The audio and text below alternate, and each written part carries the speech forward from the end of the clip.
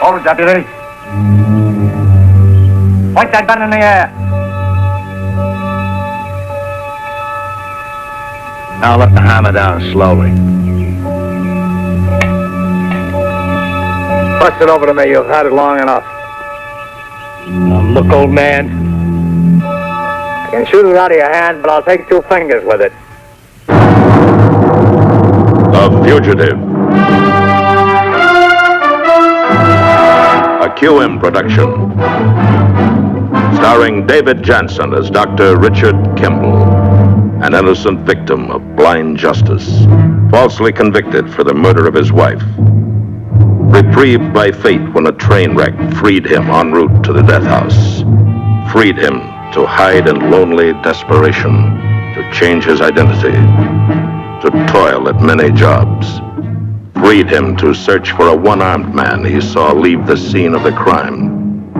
Freed him to run before the relentless pursuit of the police lieutenant obsessed with his capture. The guest stars in tonight's story: Arthur O'Connell, Don Gordon. Tonight's episode, Tug of War.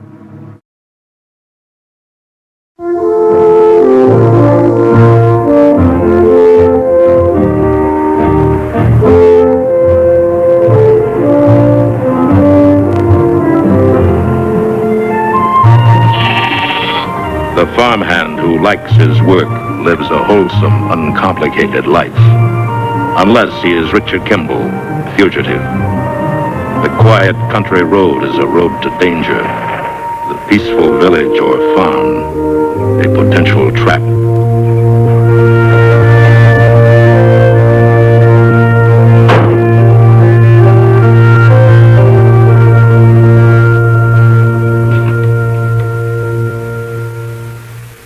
Run.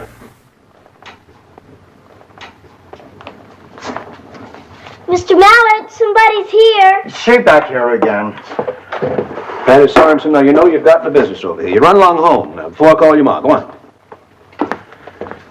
Yes, sir, what did it be? Well, I'm here to pick up Max Henderson's mail. I just went to work for him at his ranch. Oh, you say your name was? Kelly. Mr. Kelly. Well, I'm sure glad Max has found a man. Been so busy out there for the last 6 weeks, hasn't even been into Grange meeting. Mr. Mallett! I said it's too much for him for one man. No 2 ways about it. You give Max my best, huh? Mr. Mallett! I will. Mr. Mallett! Tell him not to make himself so scarce around here now. Mr. Mallett! Thank you. Mr. Mallett! Mallett! Let me show you. Hey, have you got a dime for that ice cream? All right, young lady, now I'm really going to call your ma. Go ahead and call. But if you do, I wouldn't even show you what I found.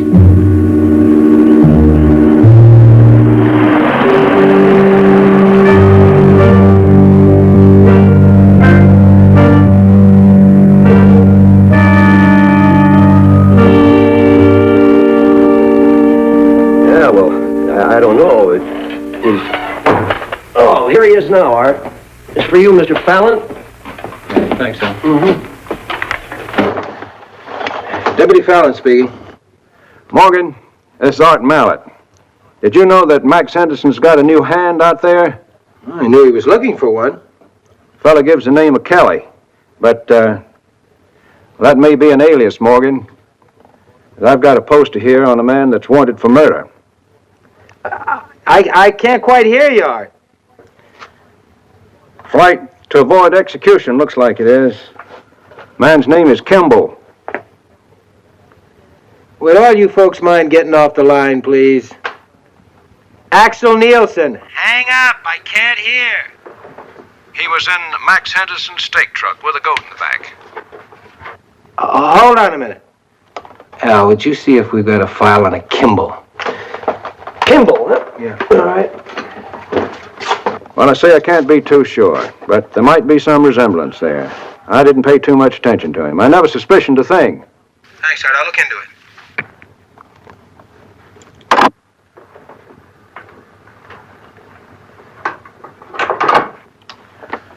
You don't put any store by that, do you, Samuel? The picture's Kimball. Man says he's Kelly. Patty Sorensen stole an ice cream bar. With that set of clues, Morgan and Fallon can have a festival. And I just hope they don't call you for another posse. Art, you have one problem. You're about to lose a bishop.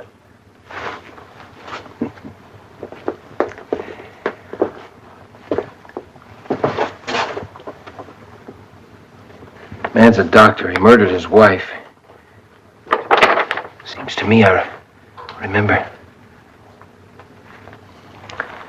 Al, get on the phone. Put out the call for the auxiliaries, about half a dozen of them. Oh, and Carson with his dogs, if you can find them. Well, where do you want him? Here? No, not yet. Just have him on standby. Call Max Henderson, tell him what happened, and get the license number of that truck. I'm going up in the chopper, see if I can spot that truck from the air. Oh, Dorothy. Dorothy, get me to Henderson Ranch, will you please?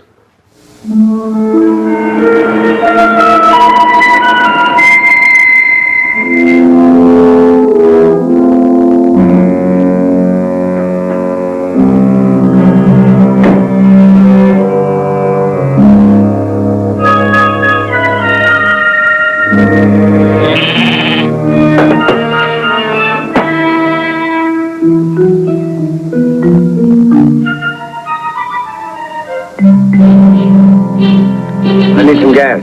Yep.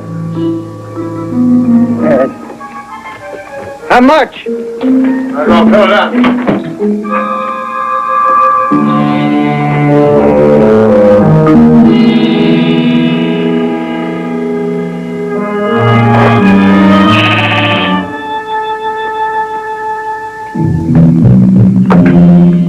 Your truck? No, it belongs to my boss. His goat? Yep. If he'd like a drink. You got a can? Something hold water? Maybe perhaps you find something inside there. Thank you.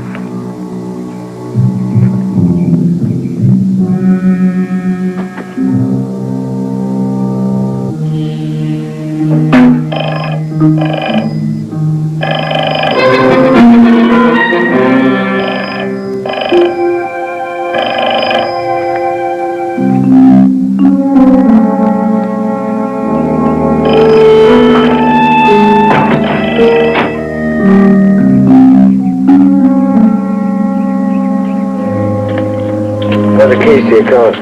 Was it never in the ignition thing?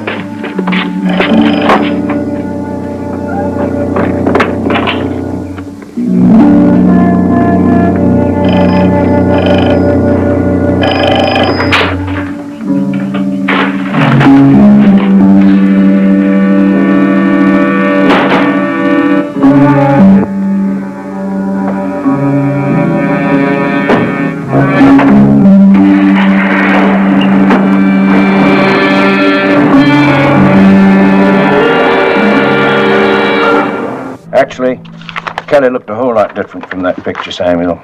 He was thinner, younger, had a different colored hair. It's my move, Samuel. You'll move? You just moved your rook. Did I? You cheat. Do? Every time. You win, but you still cheat. Couldn't possibly be Kimball. I read a report last week. He was seen in Miami.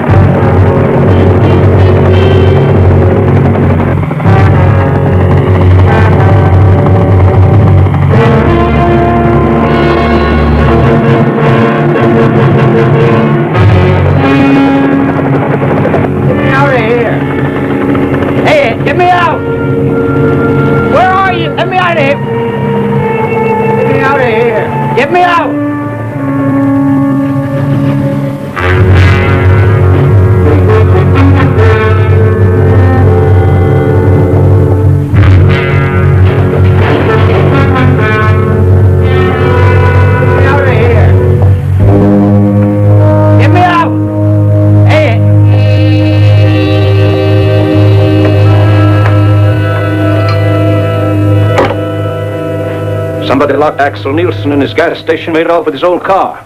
You know who? Well, they're sure it was Kelly, but we're not sure that Kelly's Kimball. Well, if it's Kimball, he's crafty. He'd drive that car to a place like, Richardson's Meadow? right. He'd leave that car. He did. Fallon found it, abandoned, In Richardson's Meadow? about halfway. Cat smart and crafty. What are you doing? He's been here a while. He's got the lay of the land. He knew just where he'd go if he smelled us in a pursuit. You've already said you wouldn't take part in this posse. Who needs a posse and a spit and polish deputy? Now, Samuel, you just listen to me. Just pack me up enough food for 2 days for 2 men. I'm going home and change my things and get the mule. Now, wait a minute. Now, you just wait. Kimball's gone up to that wilderness area. Isn't that what you think? Right. Oh, you better give me some ammunition. About 60 rounds. You can't go after him alone. Especially there. You know better than anyone else what that wilderness area is like, Samuel. Now, please don't go. You know better than anyone else. I have to. Samuel! Don't forget your pills.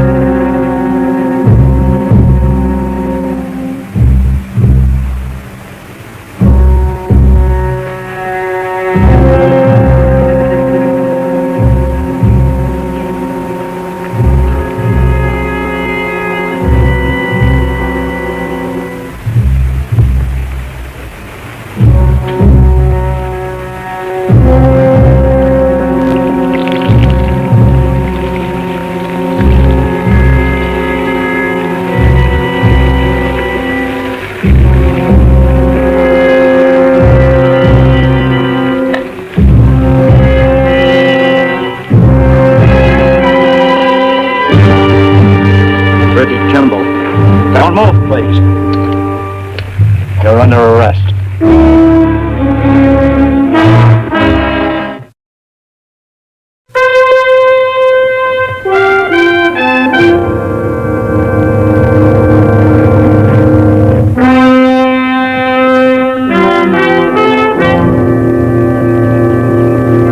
I'd like to take this off. All right.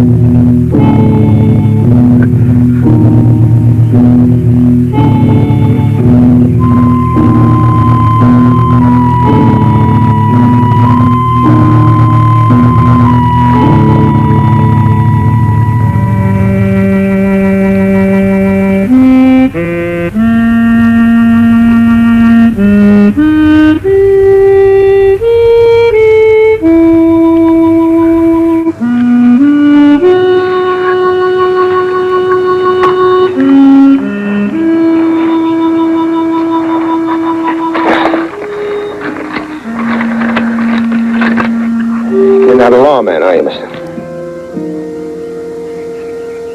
I don't know your name. Samuel Cole. No, I'm not a lawman. That pill you took. Nitroglycerin?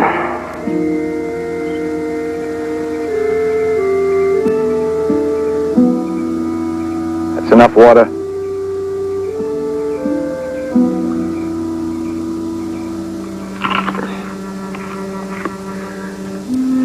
Taking a pretty big chance with your health bringing me in, aren't you, Mr. Cole? If I were you, Doctor, I'd save my breath for walking.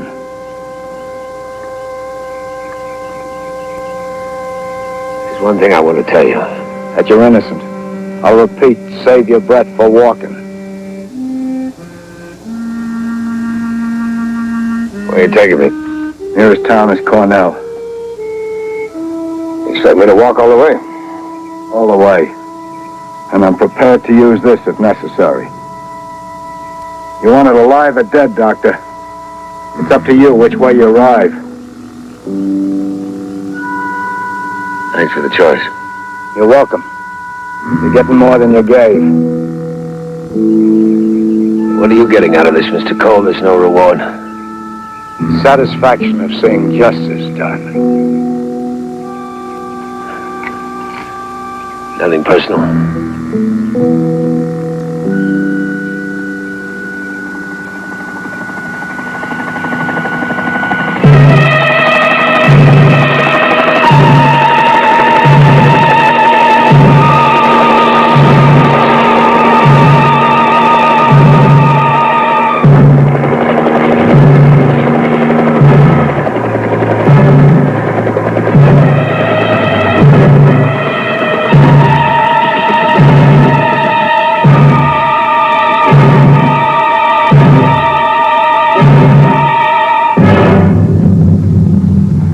Congratulations, Mr. Cole. Congratulations, Sam, on a job well done. You know, somebody told me you didn't even want to join me. I resigned from your auxiliary. Give me the key to his manacles, Sam. All right, you. Up. Mr. Fallon, sir, the doctor's my prisoner. Sam, you were a sheriff once. Put yourself in my position. The responsibility is mine. There's only room in that chopper for one passenger, and it's going to be Kimball.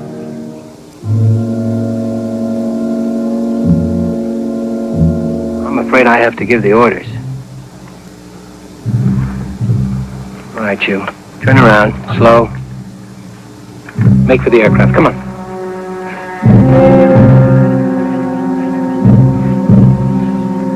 Hold it. Don't move. Drop that pistol. Sam, I don't think you're going to shoot me. Easy enough to find out.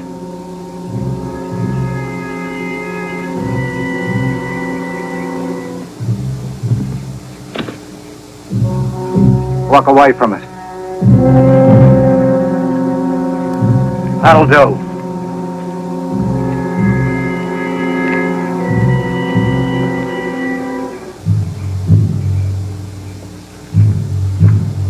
There's a radio on that thing. You probably told them you spotted us. That's right, Sam. Tell them you're coming in alone. Now, wait a minute, Sam. Kimball's a desperate man. Don't take a chance on losing him.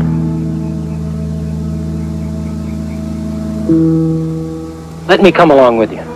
I'll make it.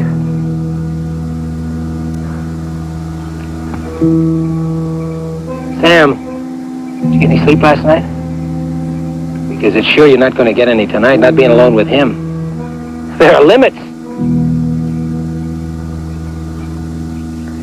All right, Sam, he's your prisoner. Let's don't magnify a misunderstanding. All right, you're giving the orders. I only brought food for two. Sam, you're the best hunter in the state. Well, at least one of the best. All right. Tell them Samuel Cole has Richard Kimball in custody. And we'll be in Cornell tomorrow about dark. Okay, Sam. Okay.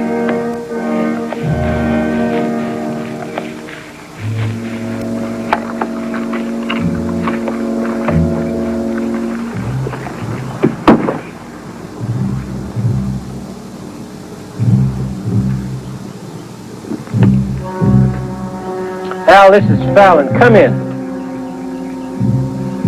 Put it over your neck.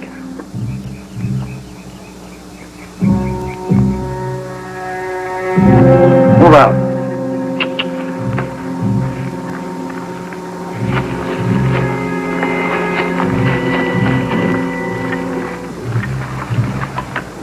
Al, listen carefully. I've got Richard Kimball in custody, all secure. I'm going to delay my return for a little while. I have a minor problem here, over. Roger, Mr. Fallon. Need any help there? Over. Negative. No help needed. Stand by to light the landing field in case I'm stuck out here till after dark. Roger, Mr. Fallon.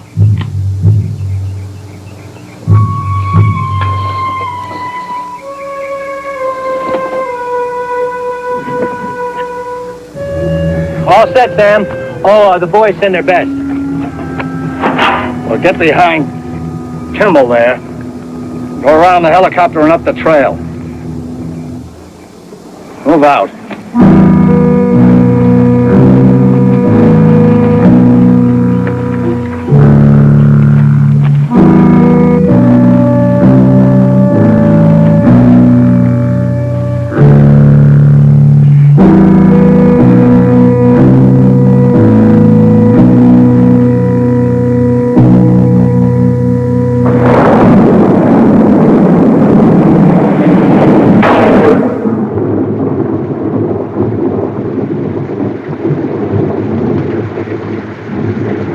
Big storm, Sam. Won't last long. I don't know who the white is, Mr. Cole, but he just made a mistake. You play chess? Nice night for him.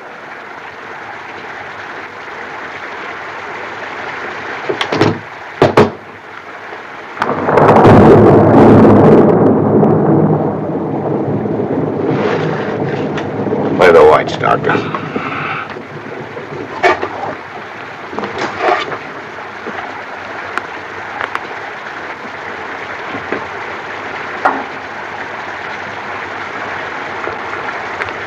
You play first.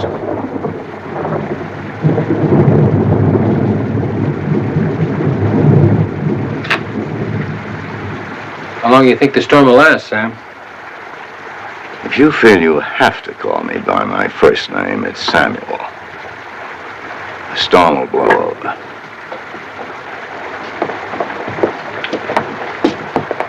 Coffee, Kimball? Thank you.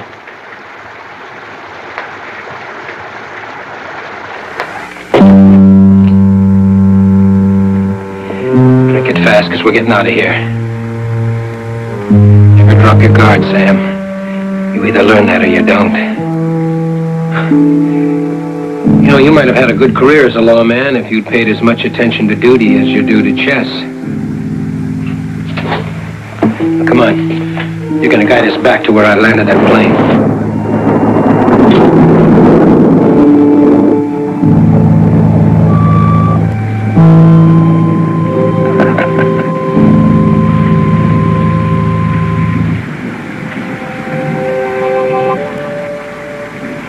Unlock his manacles, Sam. I'm taking him back. My way. What does he call that flying machine? The chopper. He'll move, Doctor.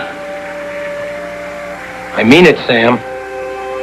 Used to call it egg beaters when I was younger. In any case, I don't think his will fly, do you? After what I did to the tail rotor while he was talking on the radio. What are you talking about? Your chopper won't fly, Mr. Fallon. Or more precisely, it won't steer. You'll move, Doctor. You're lying, Sam. Maybe. You can find out by taking off. Of course, if your tail assembly is jammed, you'll crash and kill yourself. You want to take my word for it, I'll still lead you out of this wilderness alive.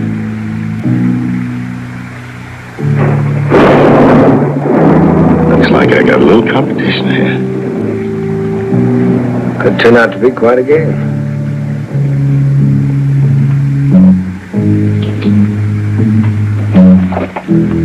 All right, Cole. I need you to guide us out of here. But what you're doing is Direct interference with an officer in the performance of his duty. You live to regret this, Sam. I'm telling you. It was a good move. A very good move.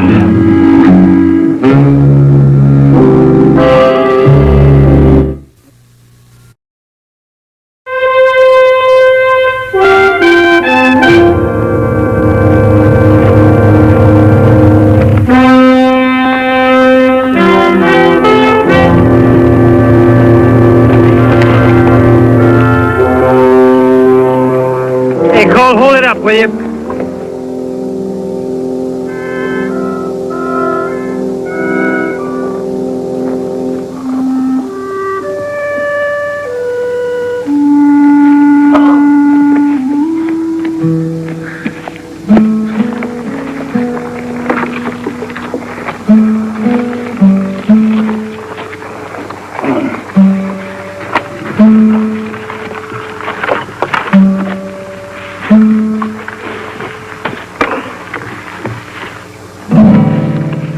All right, that's enough.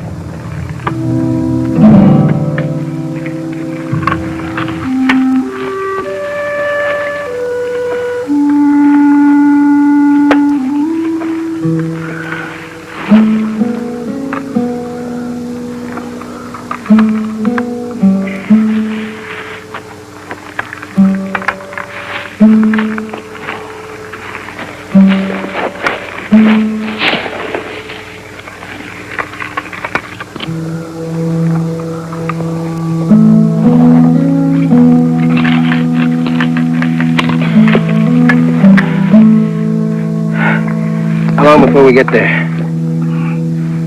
10 hours at this rate. Oh, we'll need some food. All right, I'll need some food. I'll come to a creek in a couple of hours. I'll catch you a couple of trout. I didn't thank you for removing the rope. That's all right. I won't be able to run very far out here. You have 2 armed men guarding you. Yeah. I've been thinking about this move all day.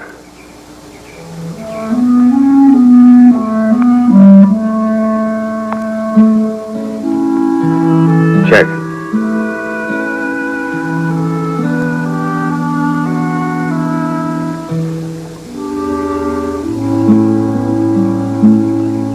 Well, I could fool around. But I'd eventually get to making this move. I might just as well make it now.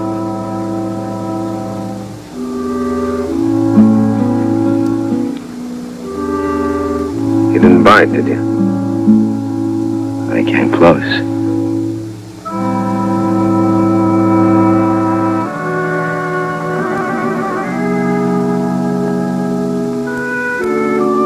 Looks like stalemate. Stalemate.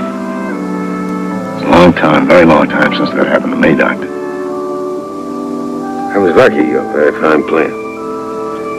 You're no better than that. It was a good match. Thank you. My pleasure.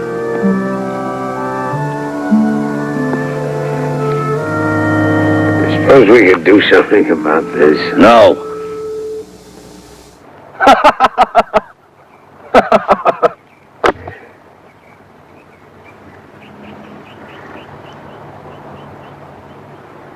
His heart goes out to you, Kimball. But he won't take any chances. Not intentionally. Do you notice how willing he was to give me my gun back? How he let me carry the key? Yes? But you don't know why, do you? No, I don't. Because he lost one.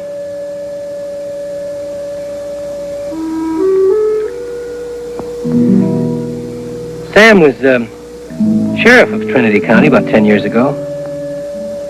Oh, he was a big man, very big man. Till he let this murderer get away.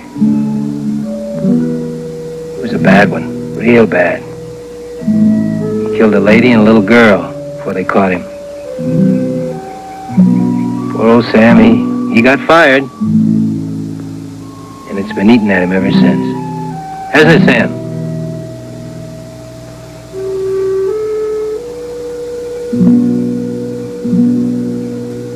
I'm sorry.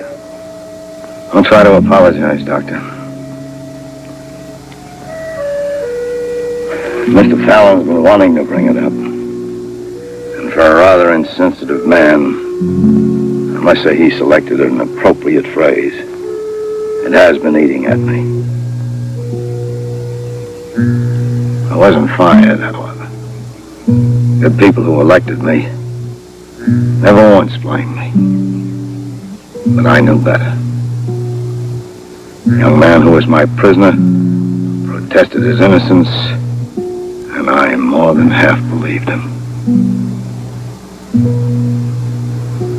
I may have relaxed my vigilance. It's hard to recall now after so many years. But I was glad when the boy escaped. He fooled me. He was a killer.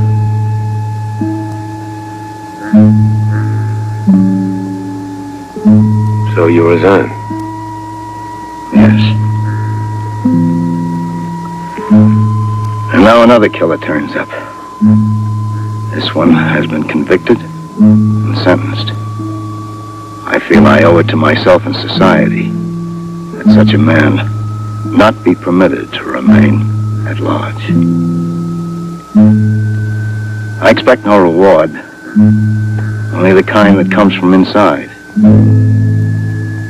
I have prayed often for this chance to pay the debt I feel I owe to the people who trusted me and to myself. I'm sorry for you. I'm sorry for both of us. Because I am innocent.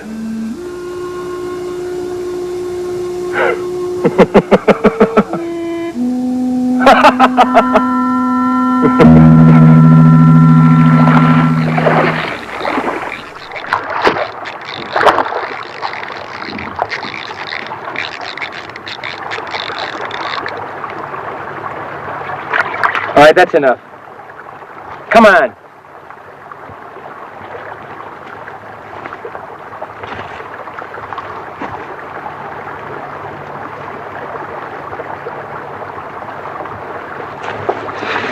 All right, grab the tree.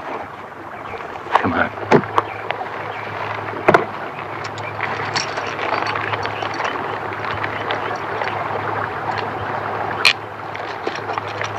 All right, give me your right arm. Come on.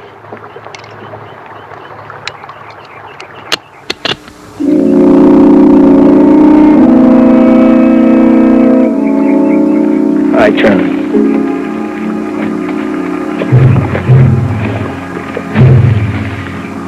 You're in pretty good shape, Kimball.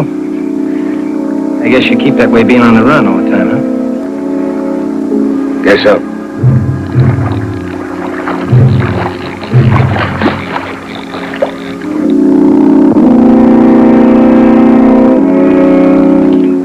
When you hear the old man, Sam is.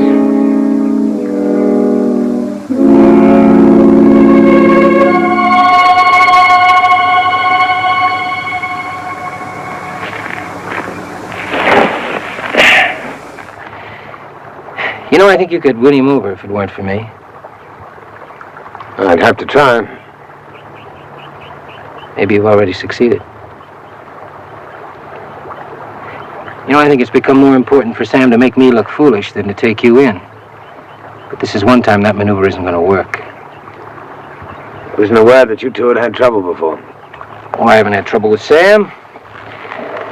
But I knew I would. Somehow it always happens. I think they envy a man who thinks his own way. Try and cut me down. While they're patting me on the head, they laugh behind my back. Well, you know, these people aren't used It's to... not these people, Doctor. Patterns. Everybody has patterns. You have your pattern. It's quite obvious.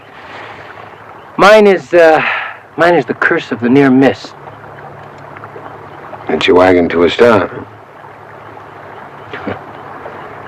Doctor, I missed by half a wing tank, becoming the Rickenbacker of Korea. And I saw other pilots decorated for worse mistakes than I made. No, actually, I was laughed out of my uniform. I wonder if you realize how important this little hike is for me. You see, I don't have any debts to pay like Sam does. And you don't want another near miss. That's number one. And number two is I'm taking you in. I'm taking you in, not him. Which means I might have to take him in, too. And that's going to make a lot of people look ridiculous. A lot of other people, Doctor, not me.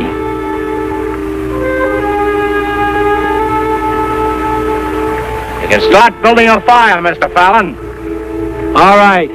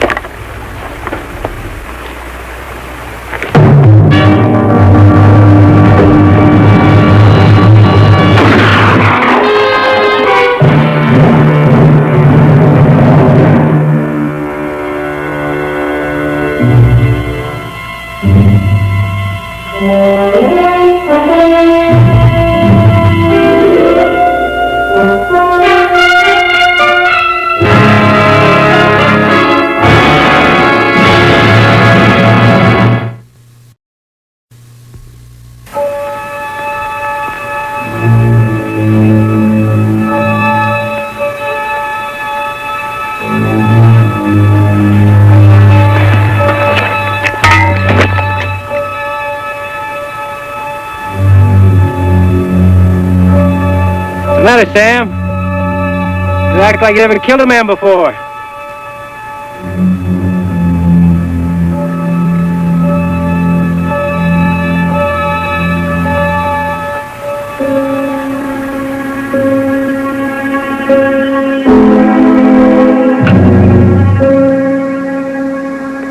Hold it, deputy.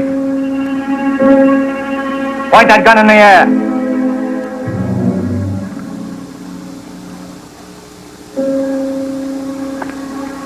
Now let the hammer down slowly.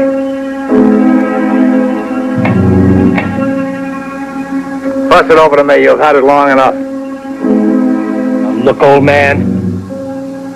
You can shoot it out of your hand, but I'll take 2 fingers with it.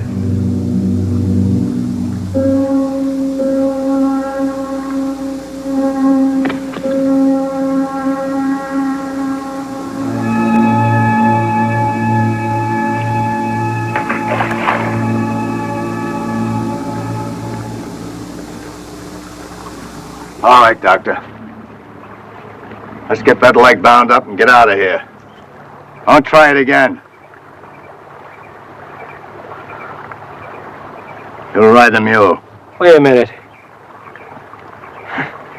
You thought I was just going to shoot my prisoner, right? I got my hand free. I think you arranged it.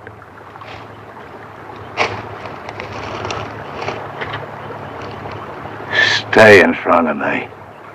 I want to keep my eye on you, deputy.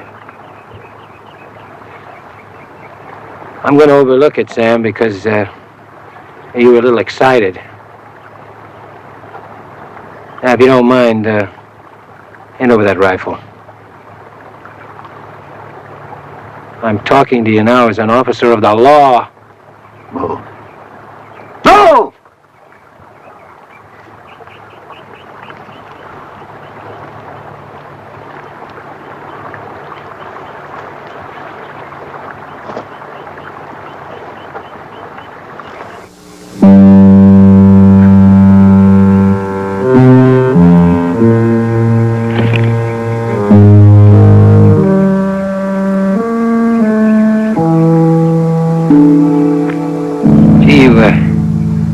You don't look too good, Sam.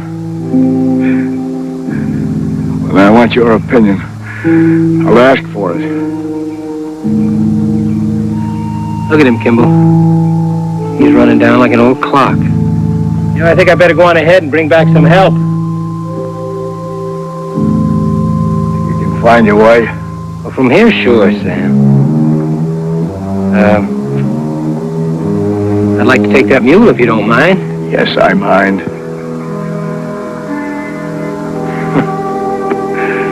All right, Sam.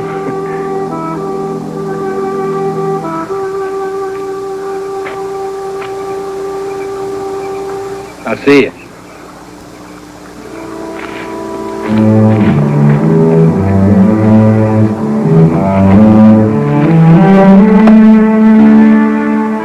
What do you think he'll do? Wants to take credit for you. He'll have told some story when we get in there.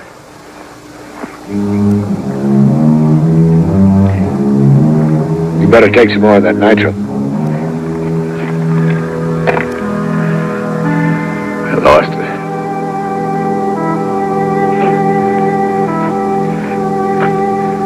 It's only a few miles back. I'll make it. And so will you. Sam, I have to prove I'm innocent.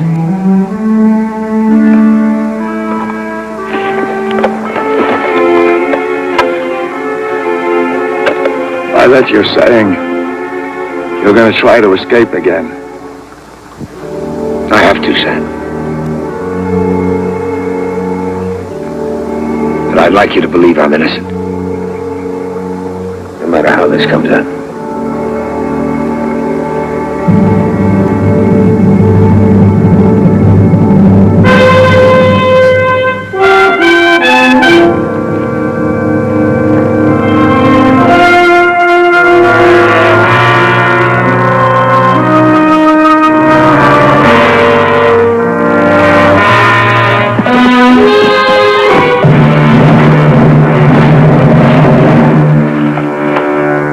Kimball, off that mule, come over here. Now! You're out of this, old man. Not yet.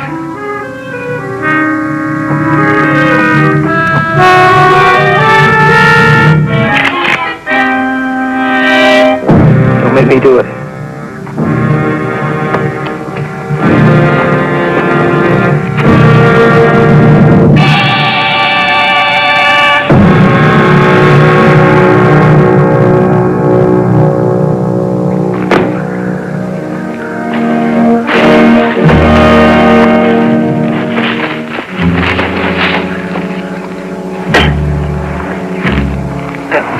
Take it easy, Sam. Just take it easy. I'm trying to talk. What's the matter with him? His heart. He had some pills, but he lost them.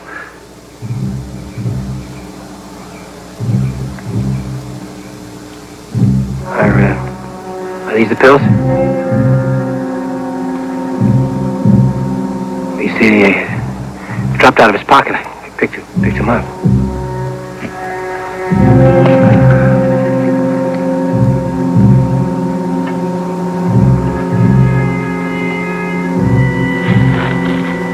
Come on, Sam. Here.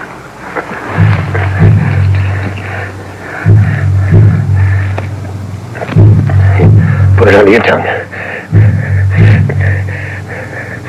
Hang on, give it a chance to work.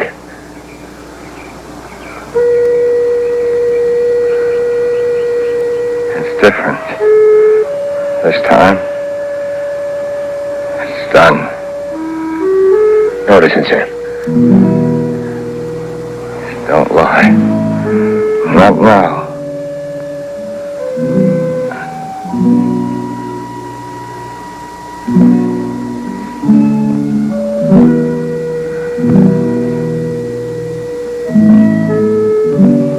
There's no pain.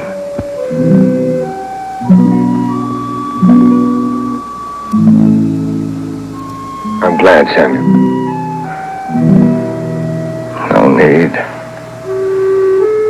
No need to tell anything but the truth now about yourself.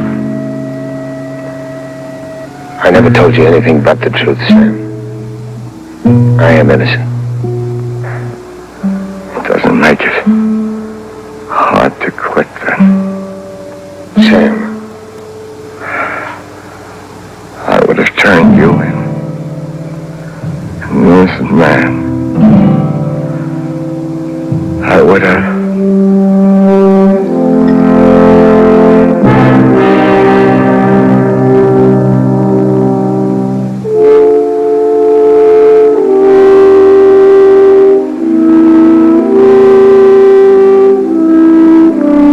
I'm glad you believe me, Sam.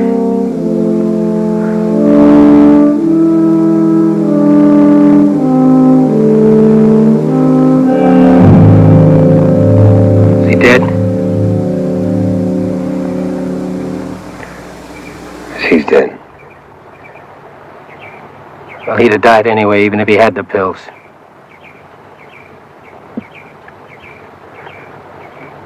You're sure of that? It doesn't make any difference. You won't be around to tell anybody anything.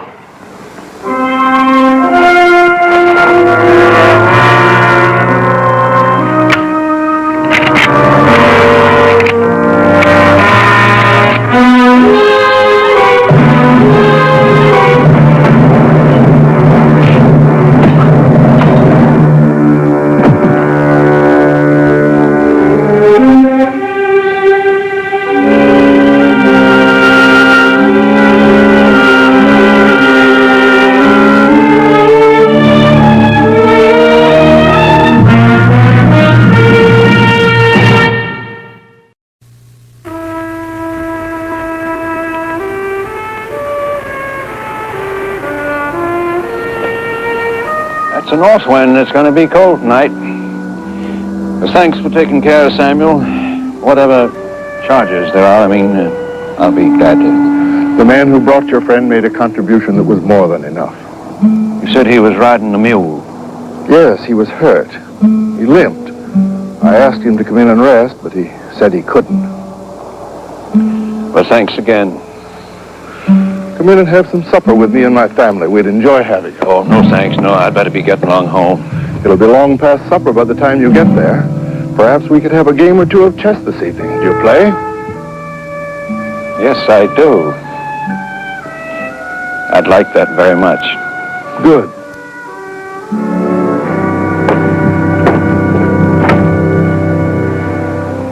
How much further must the fugitive go before he can stop and rest? North or east or west or south. One direction is as good or as bad as another. If you're Richard Kimball, fugitive.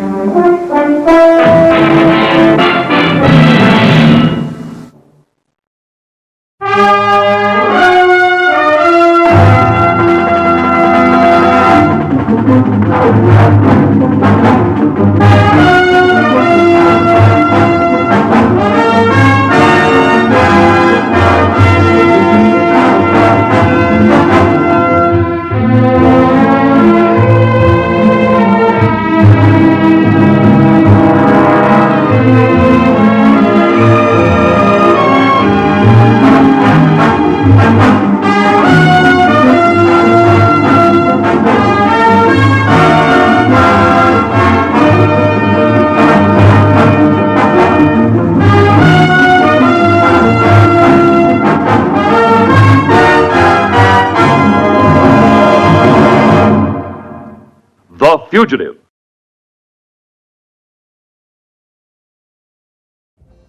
Mary, there's no reason for me to have hurt your fun. Oh, yes, but if Bob had found out what you are, a criminal, running from the law, you know, he may have even mentioned it to me. I'm gonna call the sheriff. Now, don't be silly. Why would I do a thing like that? I could have done that the first night. You just don't understand. I like you. I like you very much.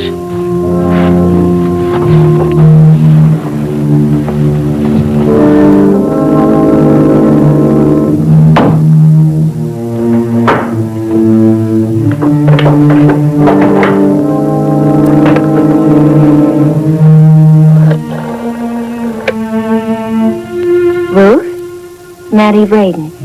Honey, would you get me the sheriff? The Fugitive. A QM production. Starring David Jansen as Dr. Richard Kimball, an innocent victim of blind justice, falsely convicted for the murder of his wife. Reprieved by fate when a train wreck freed him en route to the death house. Freed him to hide in lonely desperation, to change his identity, to toil at many jobs. Freed him to search for a one-armed man he saw leave the scene of the crime. Freed him to run before the relentless pursuit of the police lieutenant obsessed with his capture. The guest star in tonight's story, Tuesday Weld. Tonight's episode, Dark Corner.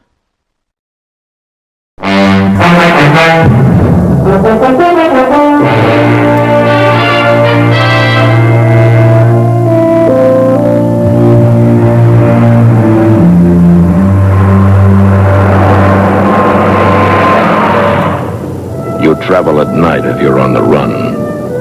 The dark is a shield against curious eyes, against questions, against talk, haunted by what lies behind, as always fearful of what lies ahead.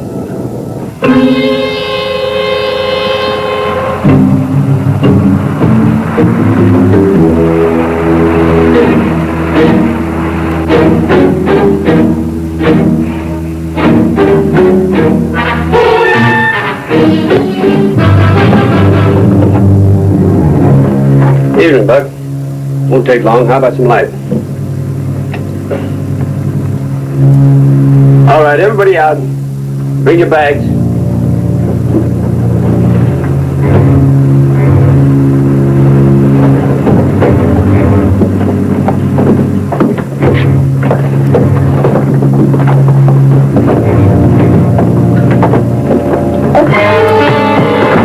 Hey, you! Hey!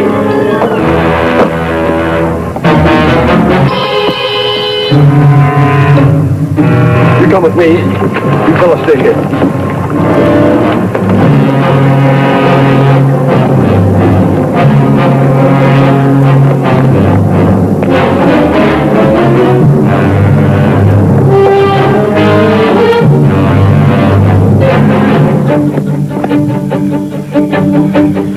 Heading toward Sam Braden's place.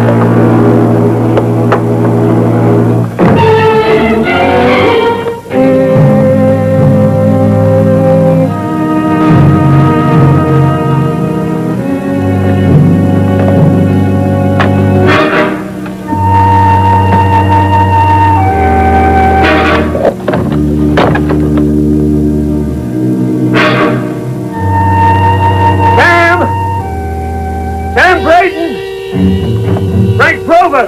Will you turn on the flood? Sam! Are you deaf or something?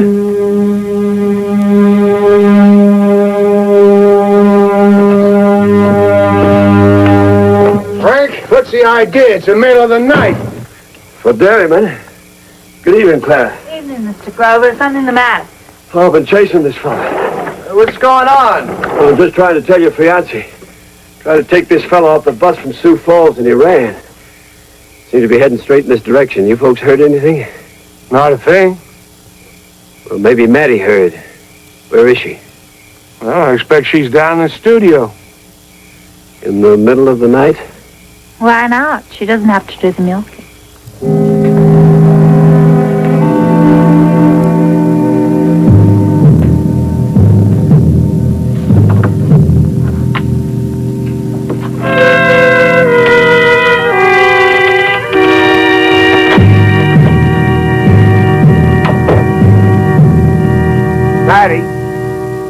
Maddie, are you there? Let's have a light.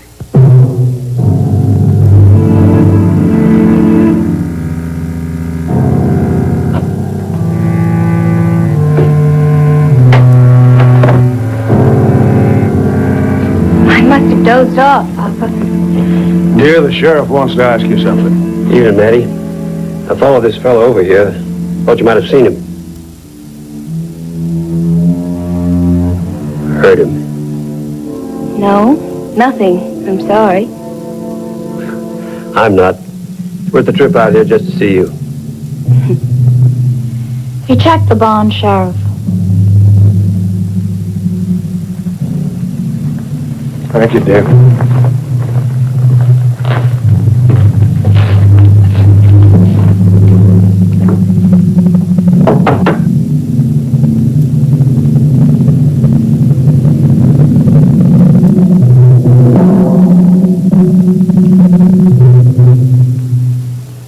It's all right. You can come out now. They're gone.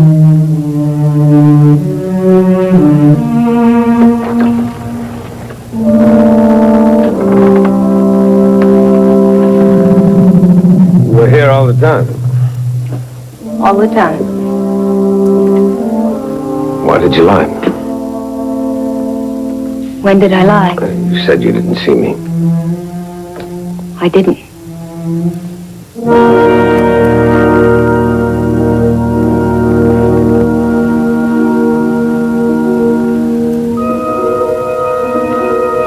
I'm sorry. Oh, I'm used to it. Stay here. I'll be back.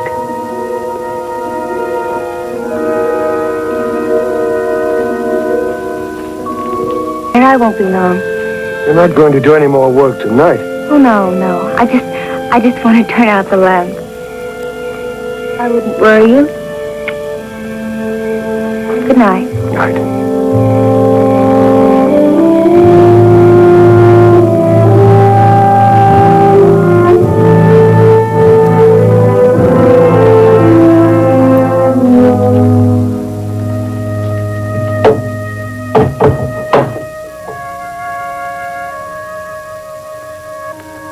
Where are you? They've gone back to the house.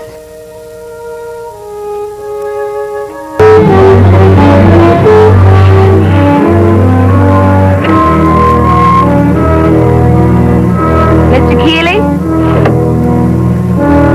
Right on the button. Stay where you are.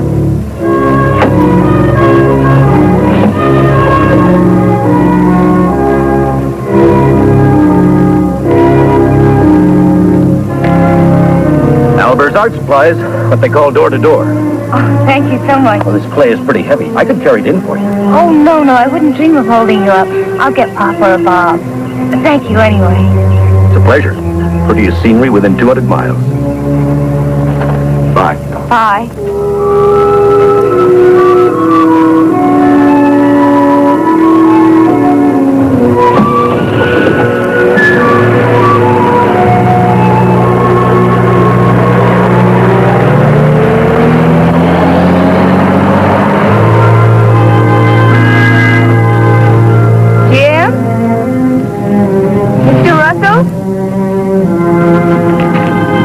convincing.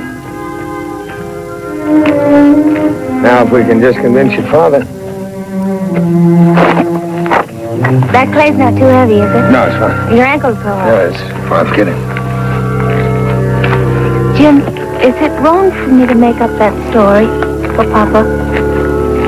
Is it wrong to try and help someone? You're nice.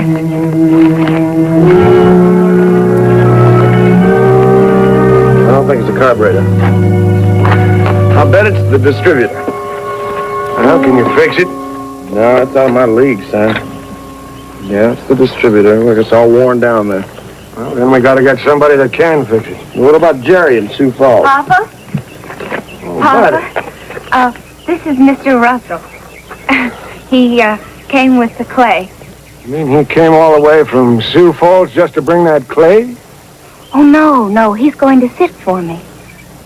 Well, you see, I asked Mr. Albers to find somebody, and he said he had this friend who was sick. But that'd mean he'd have to come 40 miles each day. Oh, now, Matty, just for a few hours' work, that... Well, I was hoping he'd stay. He could work for you, too. For me?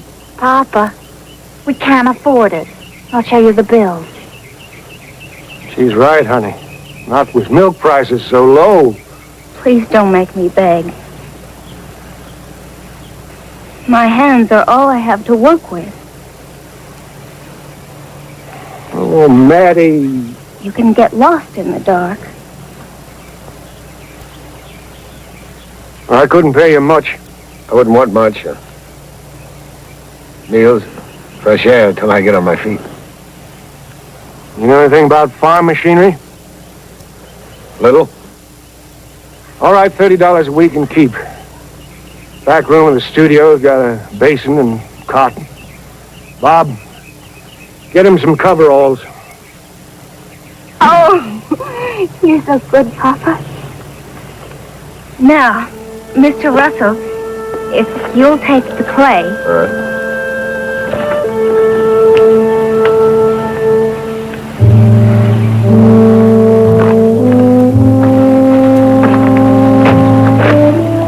Clara, we're gonna make it. Sure, Papa. We always do. When it's for her. You know, it would have taken me a solid week to take that thing apart and put it back together again. Then we would have had to call a mechanic. Why does Sam keep you around? No, he's one in a million. He took me in right after my folks got killed in an automobile crash. And he said till just after the funeral. That was 22 years ago. Some men like to pick their son-in-law's early. Oh, Sam didn't pick me. Clara did. And she looked up at me one day and she said, let's get married. I think she was about 7. Now, she wasn't kidding. We're getting hitched in July. Jim?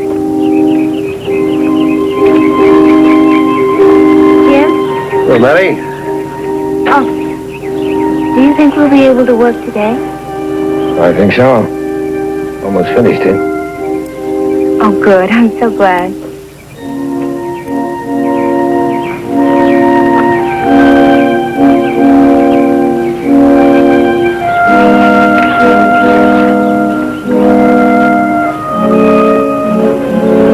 Sam said that he's glad Matty found you. He's hoping you're going to stay on for a little while. I haven't had any other offers this morning. I'll go tell him you got it fixed. All right.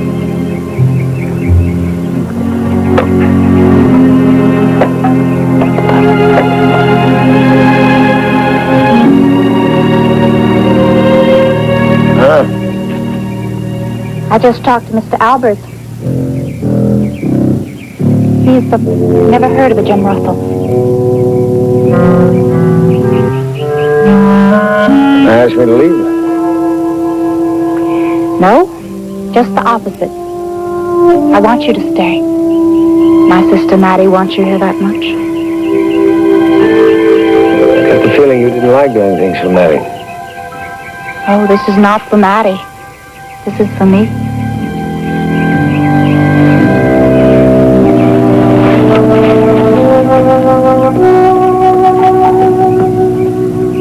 ever wanted anything or liked somebody. I like you, Mr. Russell. Very much. You hardly know me.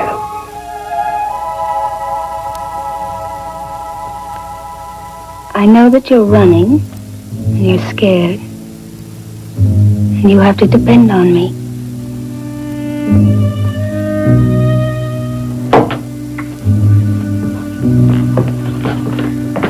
Mattie, I'm sorry to break this up. Oh, we were just finishing anyway. Tractor's running fine, real fine. Good. Will you take a look at the station wagon? Sure, what's the trouble? Well, there's something wrong with the gear shift. It keeps slipping out of park. Dad's been doing that for about 3 weeks now. I'll take a look at it. Help Mattie with the clay. That's all right. Valve can help me. Mattie, the herd has to be fed. Oh, you can spare him for a few minutes, Papa. Well, no more on that. Come on, Jim.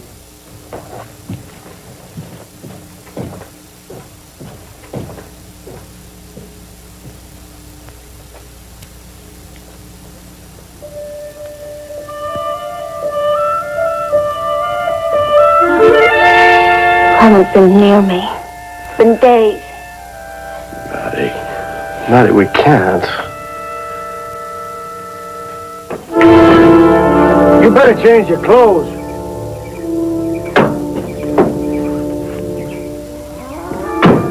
Oh, what's wrong? What have I done? Nothing. Nothing. We just said that we would stay away from each other, that's all. If you walk out that door, I'll scream. Now, you wouldn't want to explain that, would you?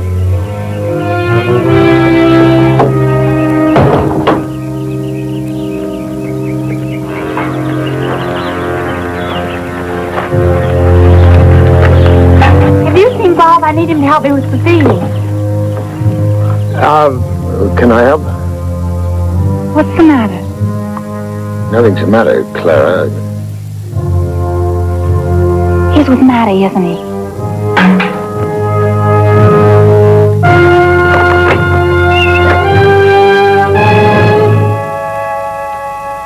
Clara! No! Clara! Clara, no! No, let her go. Clara, wait! Let her go! She has to find out!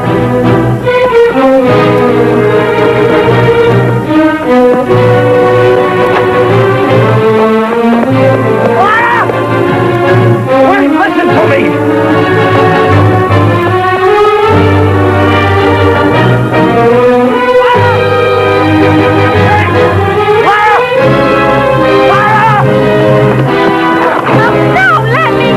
Listen, you gotta listen to me. Now let me explain to you.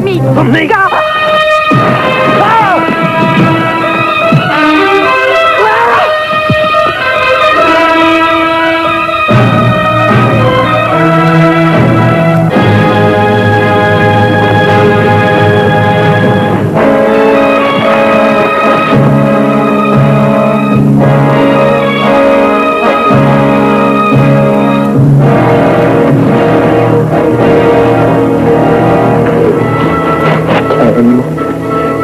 Call the doctor. Go on, call a doctor and get some blankets.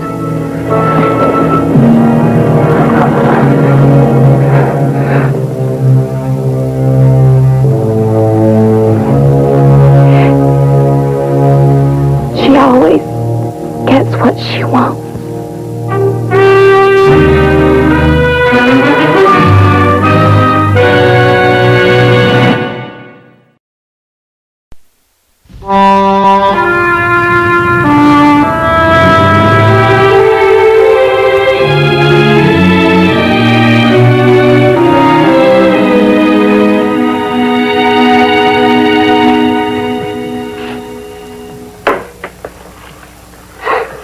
Sorry to hear about Sam.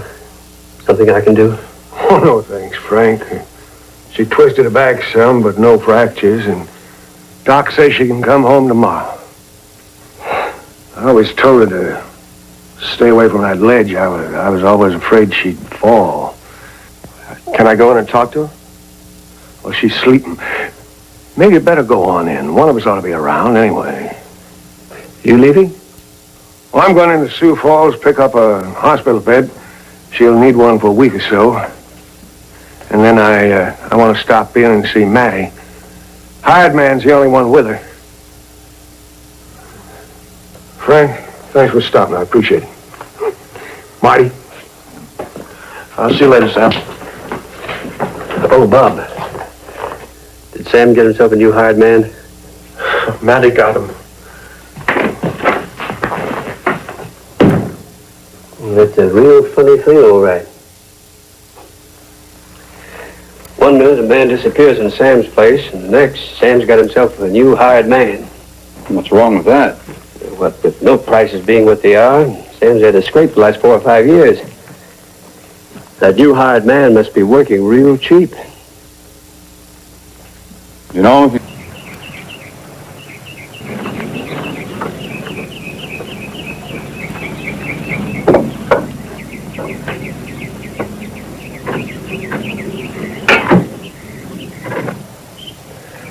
What are you doing, Mattie? That's not a toy.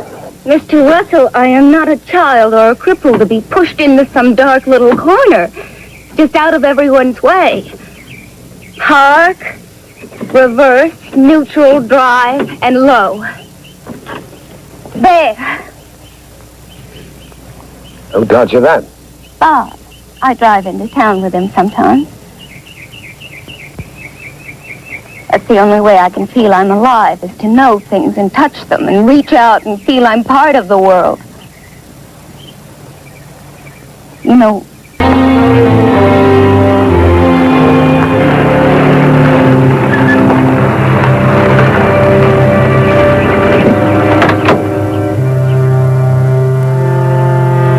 Mattie! Ray Grover. You around? Mr. Grover? I'm in here, the studio.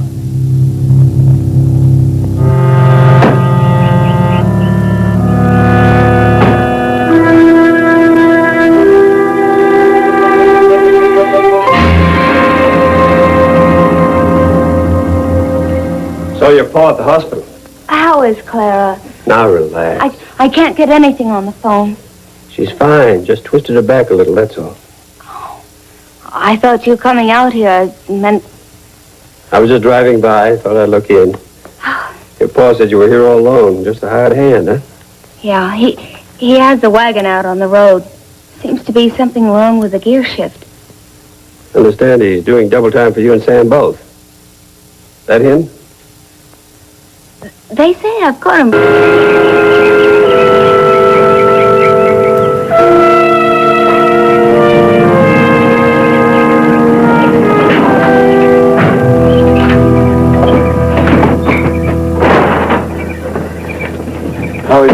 How is she?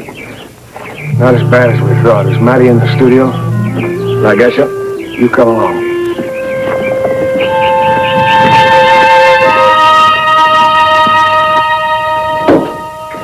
Jim?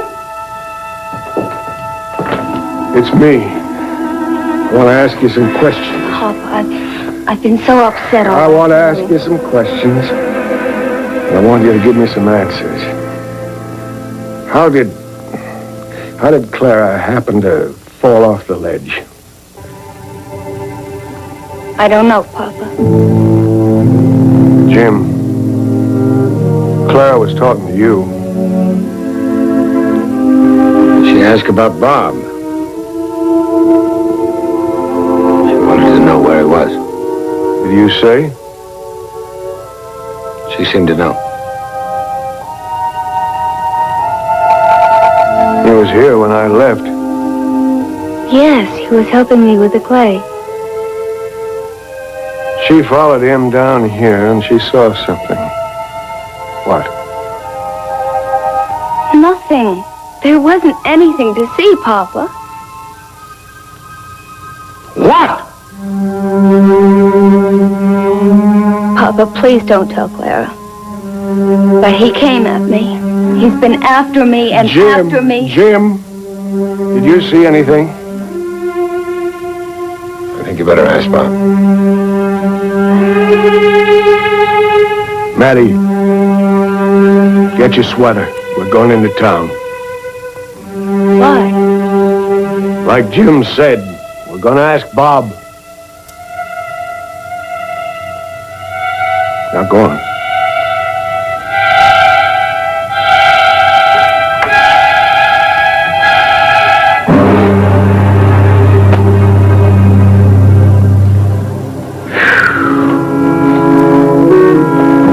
It's my fault. It's all my fault. I should have done what the doctors said. The doctors, they never could find any real reason for her blindness. They begged me to take her down to Topeka to some kind of clinic. But she wouldn't go, and she carried on, and she cried, and, well, she didn't have any hope anymore, and so I gave in. You better call the hospital, get hold of Bob. Tell him to meet me outside. How's the station wagon? That's fine. Well, that's good. Pickup's a little low on gas.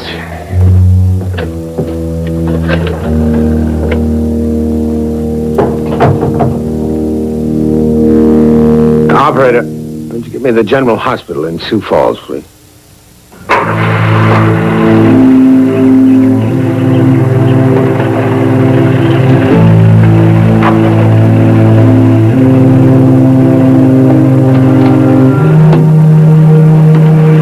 Come on in.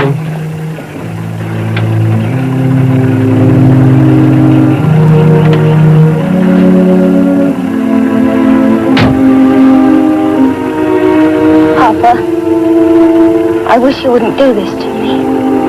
If you knew how long he's been after me, I can't tell Clara. I wouldn't want to hurt her ever. Oh, no, you never wanted to hurt her. Even when you were 8 years old. Even up on the ledge. What do you mean? You've lived with this for years. You say it didn't happen. You know that it has happened. What are you talking about? I was walking through the field. I saw you. No. You tried to push her over the edge, and you lost your balance. But she told you that story. She made up a story. She never said a thing. Papa. But it's time something was said. It's time it came out before you hurt somebody else. I can't carry it anymore by myself. Let them know what goes on in that head of yours. Let them know what you see behind those empty eyes. We're going into town. We're going to talk to Bob.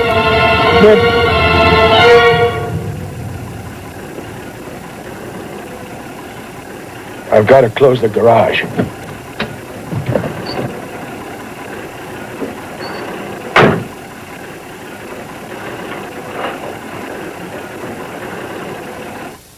No, if you try Miss Braden's room, you might find him there.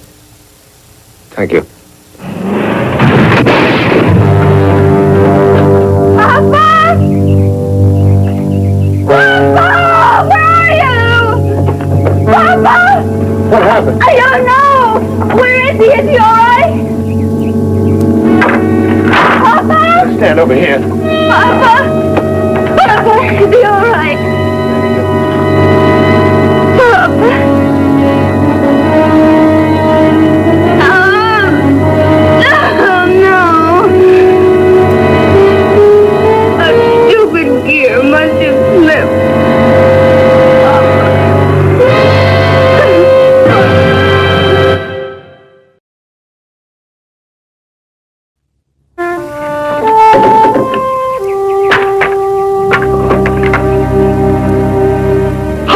Like that happened? I don't know. Well, why didn't they check the gear shift first? It was all I had.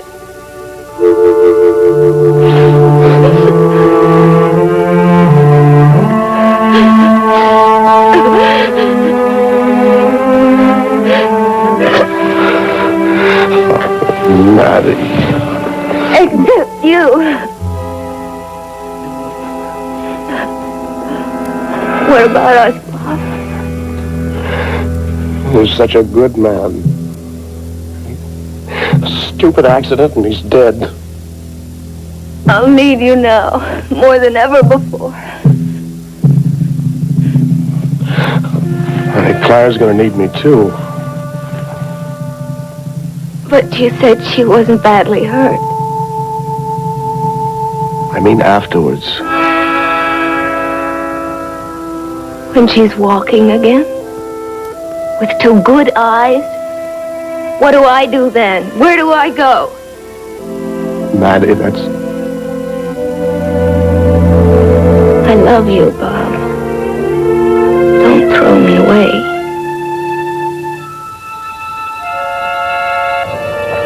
We'll talk about it later. Not right now. When? Later, I don't know. I gotta get to town. I got all those arrangements to make.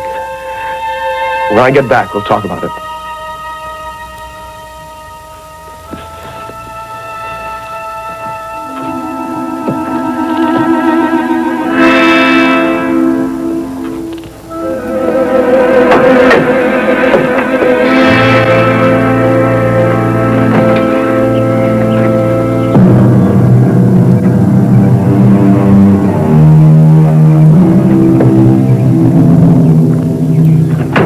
Jim?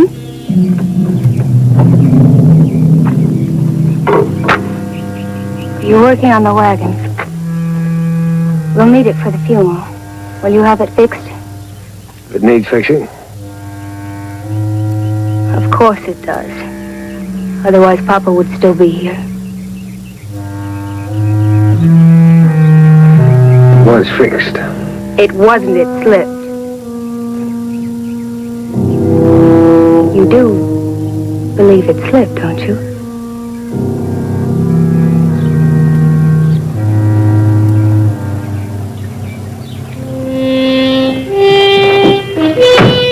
Jim?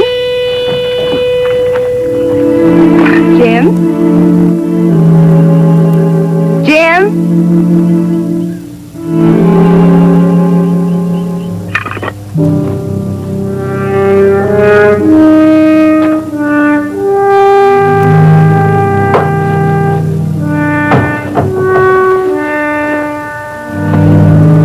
Jim? I'm in here.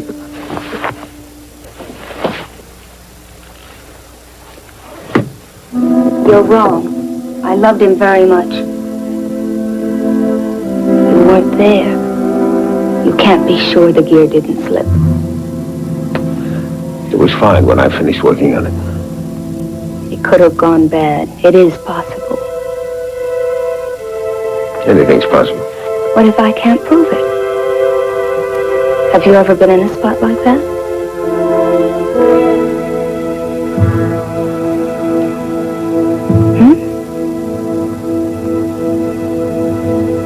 Besides, it is your word against mine. You don't think they'll believe you? Think Bob will? Not if he thinks you tricked the gears.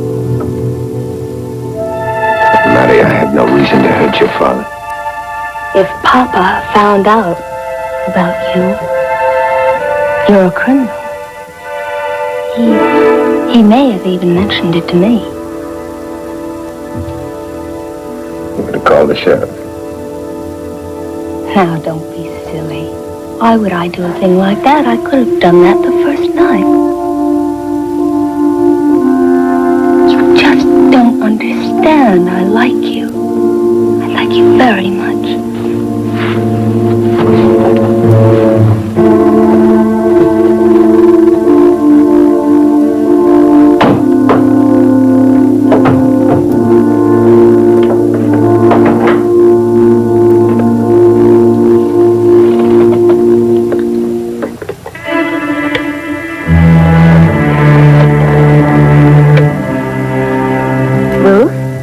Maddie Braden. Honey, would you get me the sheriff?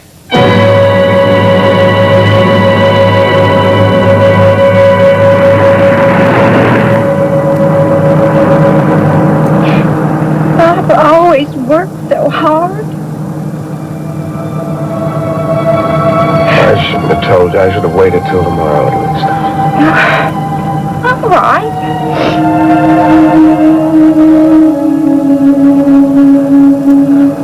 Clara, there's something else.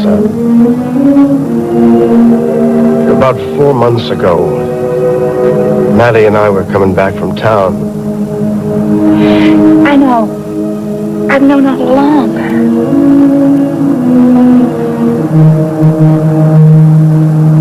Never said anything. Sometimes, if you don't put things into words, you can pretend like they never happened. Besides, you never took her back into town after that. You still want to marry me? I've been going to marry you since I was 7 years old. I don't know why I'd change now.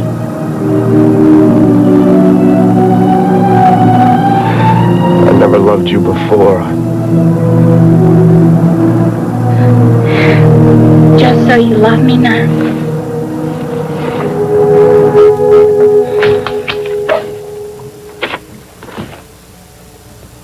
You sure she didn't want me to call? No, I asked. I told her you were over to High Meadow. She said when you got back to come on out. All right, let's go.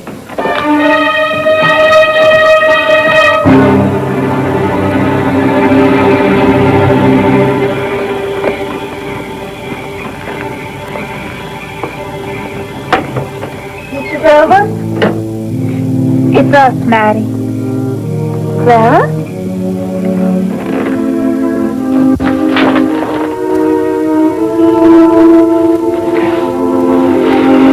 Why'd you think it was Mr. Grover, Maddie? Because she must have called him.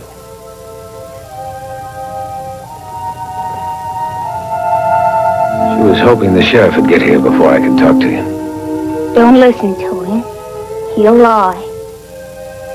He's a criminal. Mr. Albers never sent him out here.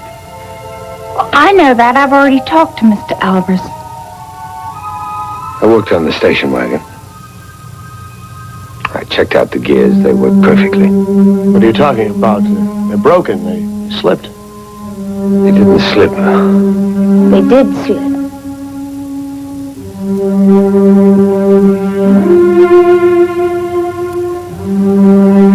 I don't believe that. I can't believe Maddie would. I can't. I can. That day on the ledge, when she slipped and fell. She was trying to push me off.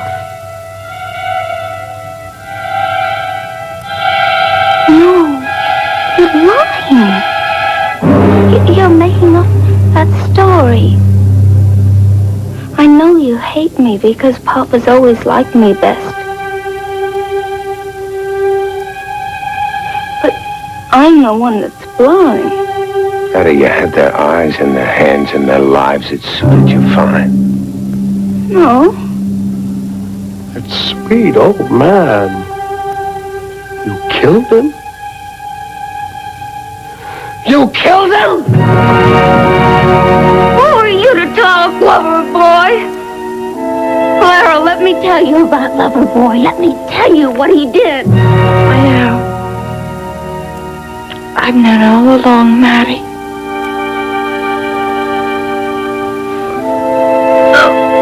It should have been you. It should have been you. Maddie.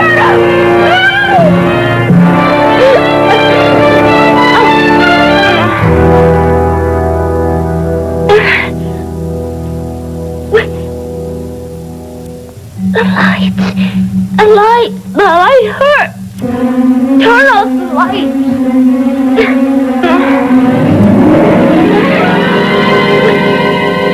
It's what they call hysterical blindness. Oh, Maddie.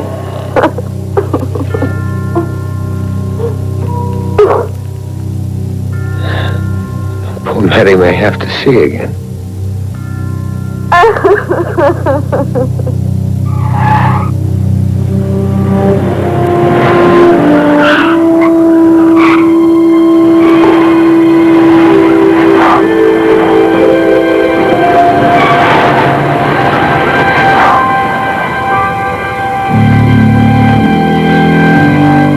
The sheriff. Is she right? Are you wanted for something? Something I didn't do.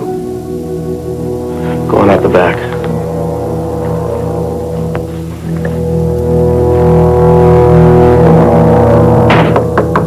Eddie? Come on in, Sheriff.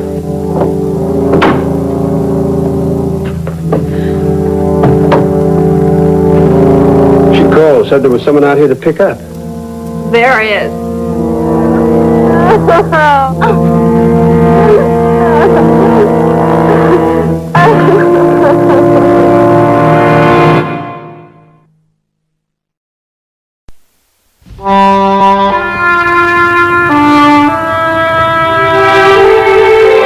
The judge won't set a date for the trial until after the psychiatrists are through testing her. You going to stay on? Now, Sam always hoped we would. Can you make it alone, just the two of you? We'll manage.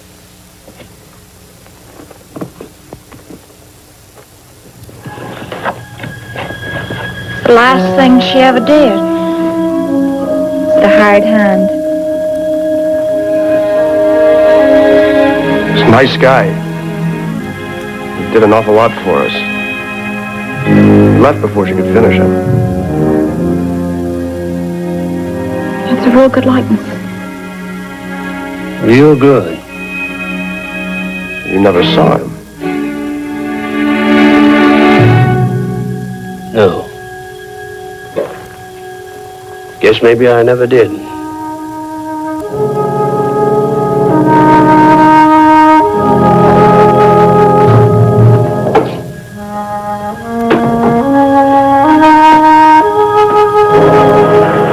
Richard Kimball still travels in the dark, waiting, hoping for the day when he can prove his innocence.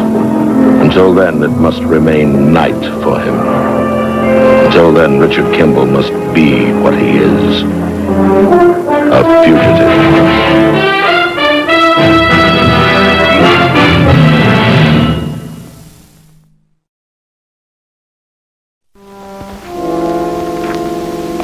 Something wrong, Miss Russell? Here, get dressed. This is. Don't ask questions. What is this? Do you know who I am? You're Dr. Richard Kimball. You're convicted of murder, and they're coming to get you right away. Murder who? Your wife. I killed my wife. Look, Doctor, if I thought you were guilty, I wouldn't be here right now. Dr. Town is right. Will you listen to me? If they catch you, they'll execute you. They'll kill you. Do you understand? The Fugitive. A QM production.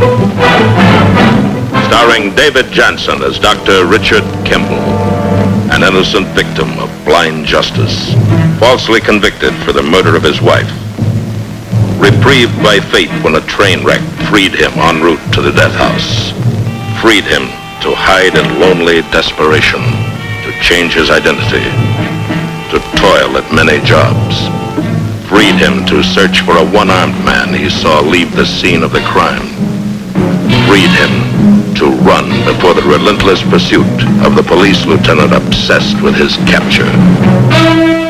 The guest stars in tonight's story, Betty Garrett, Ivan Dixon, also starring Barry Morse as Lieutenant Philip Gerard. Tonight's episode, Escape into Black.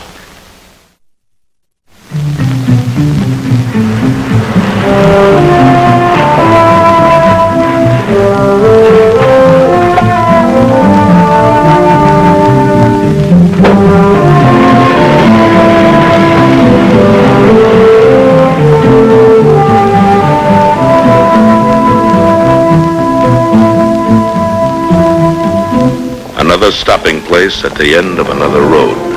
If your name is Richard Kimball, you're guilty of escape and flight. You have no future unless you can find the past. The night of September 17th, 2 years ago. You saw the man who killed your wife that night. The face was there for only a moment. You never forget it. And you keep looking. Today, a truck driver mentions a one-armed man in Decatur. The description fits.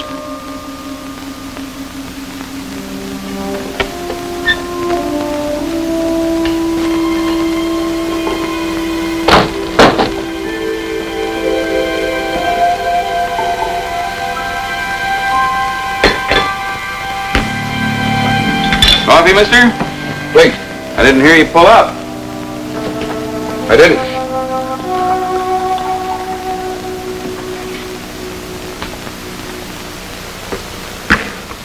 Say, I'm looking for an old acquaintance of mine.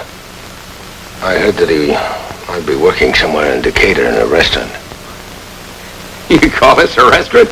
Well, you'd remember this fellow. He has one arm missing. Marty! Might ask the wife. She never forgets anybody. Fire, Marty, fire!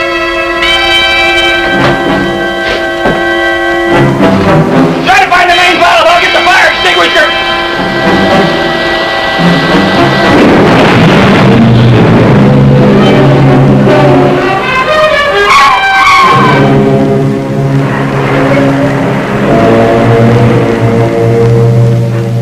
Well, he wouldn't be alive at all if the other fellow hadn't dragged him out of there.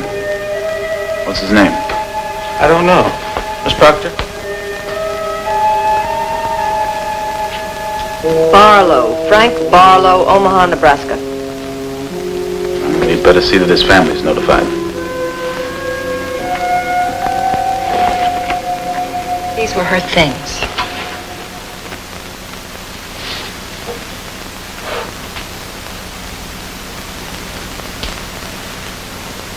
Not even a thank you. Why should he? His daughter's dead.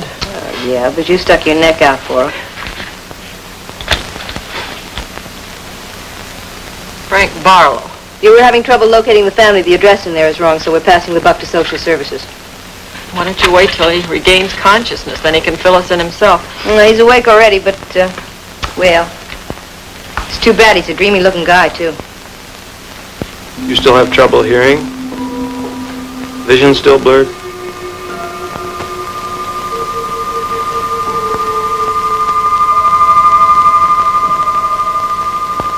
I feel dizzy. Like motion sickness?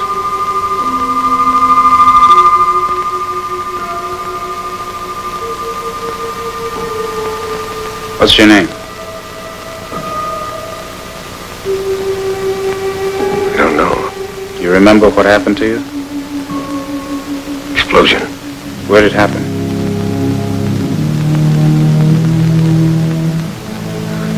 I don't remember. Are you married? I don't remember. Do you remember Omaha, Nebraska?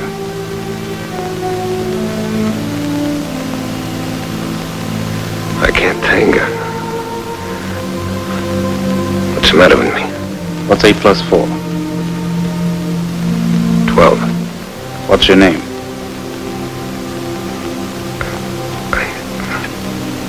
There's nothing to be afraid of. Just a temporary loss of memory. Usually corrects itself within a few days. I'm Dr. Block. This is Dr. Town. He's our neuropsychiatry specialist. You're in good hands. You've suffered a traumatic injury. Big bump on the head. Yes, abnormal pressure on the brain, internal bleeding in the cranial You have cavity. a cut right here. Hematoma. Yes, a subdural hematoma. Also, both eardrums have been ruptured.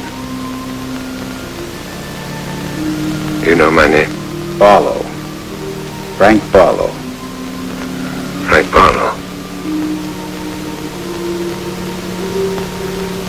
Thank you, Art. I'll try to remember.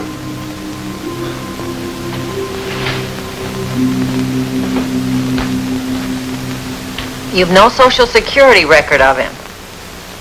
Yes, Frank Barlow. Strange. All right, try David Merrill. That's a name I found on a driver's license in his pocket. Yes. No, the labels in his clothing come from stores all over the country.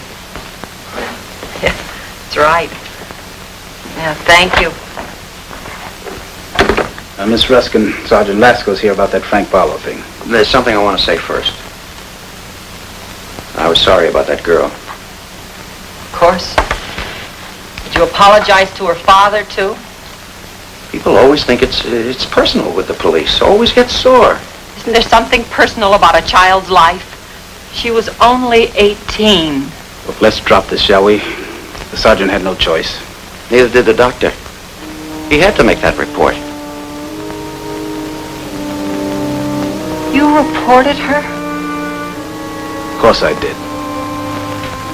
Lady, the law says a doctor's got to report an addict. Thank you, I know the rules. Yes, knows the rules, but usually obeys her sentiments, which are very active. Isn't there something wrong with rules that drive a girl to suicide? When you are ready, Miss Ruskin, we'll forget about that case and go on to the next one. Dr. Town, you're a very unusual man.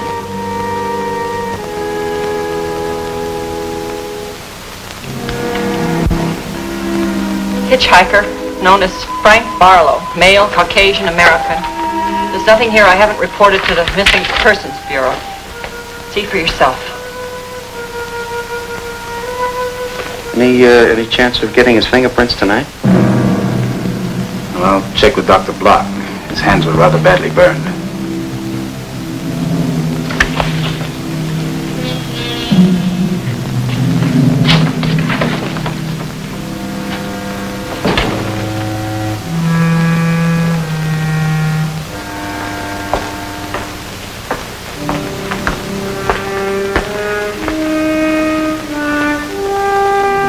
Feeling better, Mr. Barlow?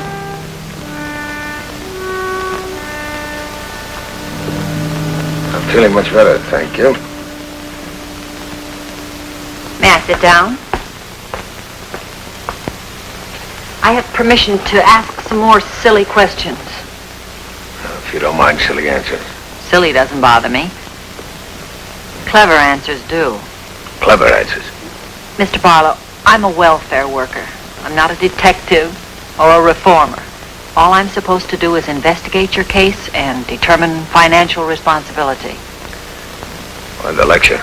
Because I can't help feeling that you're hiding something. You mean you think I'm faking all this? Well, you can't, not for long. Dr. Town is too wise and too thorough. Well, you tell Dr. Town or whoever it is that I accept financial responsibility for all this, that I personally will work the rest of my life to pay off this bill if somebody will just get me out of this trap.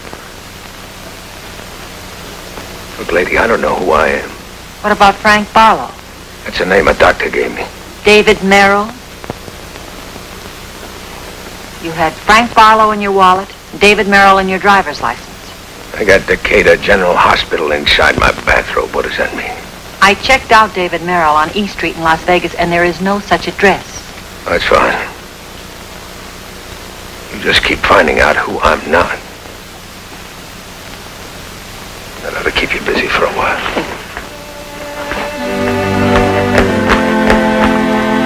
I'm sorry. Let me help you. You shouldn't be walking by yourself.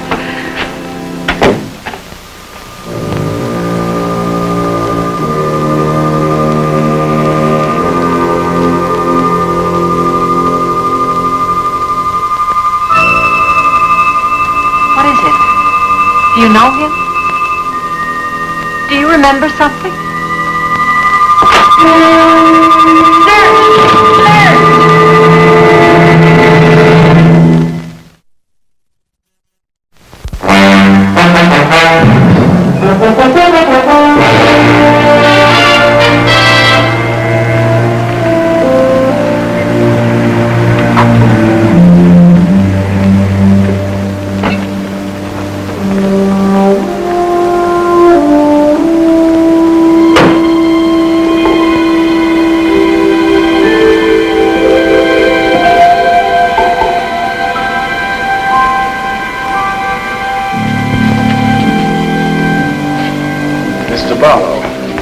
Dr. Block has given Sergeant Lasco here permission to get some fingerprints from him.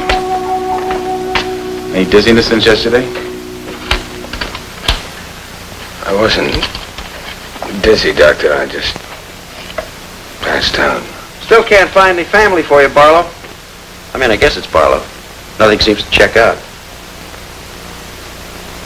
Dr. Block said the left hand only. Actually, we've got two pretty good chances. If you ever did time in the Army, or if you ever did time in jail. Either way, we'd be able to pin it down inside 48 hours. Have your clipboard, please. Excuse me. Yeah, you're nobody, or you're somebody. Maybe a hitchhiker, maybe one of those famous lost millionaires. A lot of people get disappointed, though. Not too many turn out to be millionaires. Did I hurt you? No. Relax. Just relax. I'll be careful.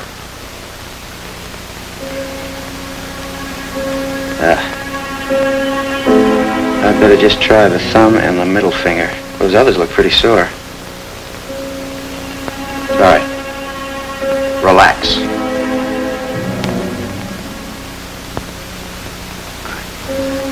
I must be nervous about that $1 million.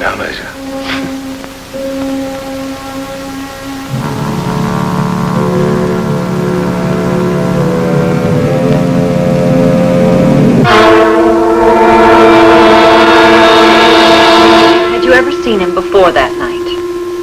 No, never. Well, what did he talk about? Was there any conversation? Well, he had some coffee and, let's see now. Oh, yeah, he was looking for some friend of his. Someone here in Decatur? Well, that's what he thought. Yeah, someone working in a restaurant. I recollect that handed me a laugh. Did he tell you the name of his friend? No, he said it was a fellow with one arm cut off, but we never did get around to names. I guess that's all. Thank you. Handicapped. Amputees, kitchen help. 8 in the past month. If anyone asks you, I'm taking the rest of the day off. You? Well, that's a new one.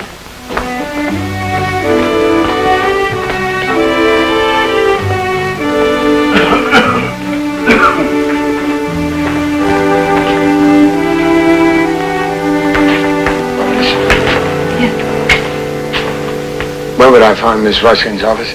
Oh, well, Miss Ruskin is gone for the day, but perhaps I could help you. I'm her assistant.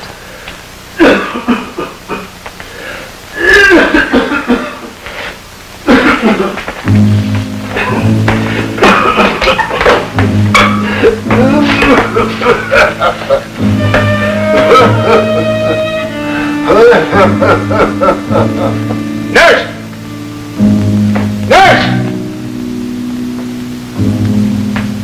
What are you doing? This man is hemorrhaging. Give me a half cc of morphine. Hurry up. Dr. Block! Dr. Block!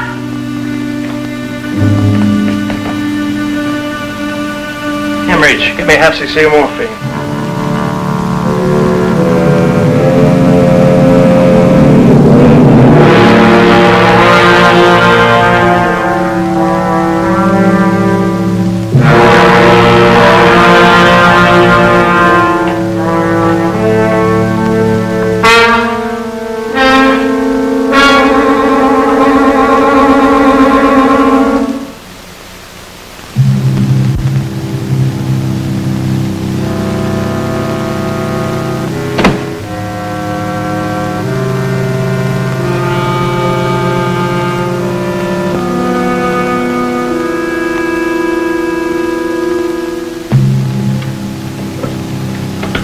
Nice work, Doctor.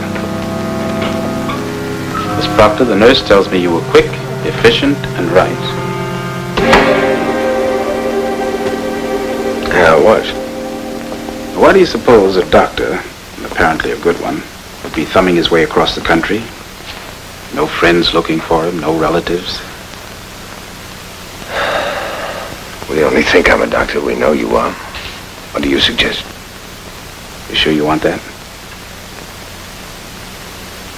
Yeah, I'm sure. All right. I think your mind is hiding something from you. I think you don't want to remember who you are. You don't want to be that person any longer. You might even have been subconsciously seeking an accident, a mechanism that would drop a curtain over a memory too horrible for your conscience. A blow on the head, escape into blackness. Actually self-inflicted. Except this is no escape, Doctor. It's like being at the bottom of a well. Yes, and you're fighting it, so you're going to come out of it someday. You'd be a lot better off to come out of it under control. Your control? Yes, why not? Why do you take all this interest, Doctor? Is it curiosity, or does it come under the heading of research? Well, both. You might even present a paper on it. That's what I am to you, a statistic for a medical report. Doctor. Well, no, maybe I'm not a doctor. Maybe I'm an ambulance driver. All right. A doctor, any doctor, spends a long time learning the rules of nature and what happens when those rules are broken. Now, that was 8 years for me, and I scrubbed floors. Now, I'm good at what I do. In fact, I'm the best. I have to be. Now, suppose I let you become a person in my life. And suppose later on I found out that you were a doctor who blew it. Well, the rules say that I would naturally despise you, and that I'd probably somehow subconsciously try to bust your bucket. Well, now I don't want to do that. So I don't care about the person. Is that clear? I wonder... You wonder what? If I ever felt the same way. No. No, I'd say you felt sorry for someone. An illegal operation, perhaps, or mercy killing. Something that also broke the laws of man.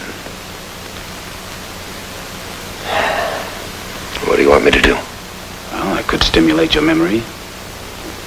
Force the curtain back. With drugs? Pentothal, for example.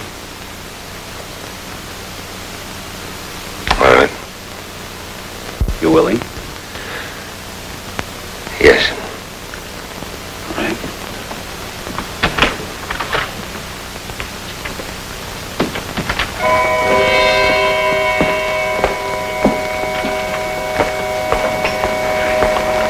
Excuse me, you have a Mr. Johnson employed here.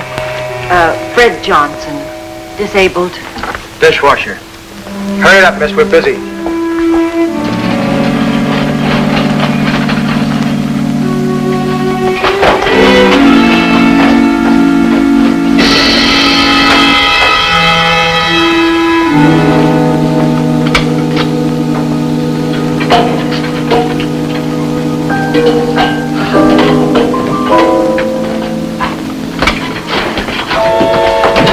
My name is Ruskin from the Social Welfare Bureau. We have an amnesia victim at the hospital. Your headache's gone. You'll be able to talk to me now. Your mind is free, no restraints. Memories will begin to come back. You're the 8th person I've seen today. The last possibility. Would you just look at this picture?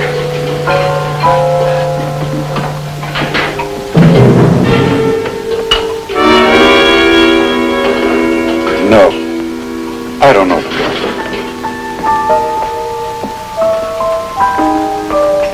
All right. Thank you.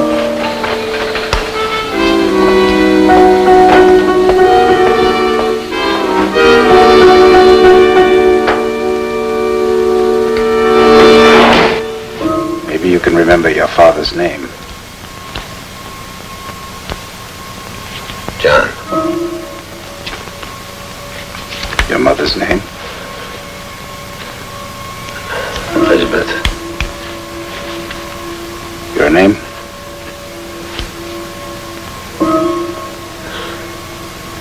Your name? Dick. Dick. Good. Richard.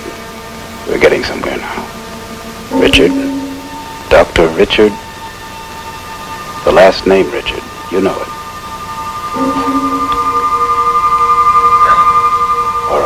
All right, Richard. Are you married? Is there a girl? Your wife? Yes. I mean, no. Well, which is it, Richard? Yes or no?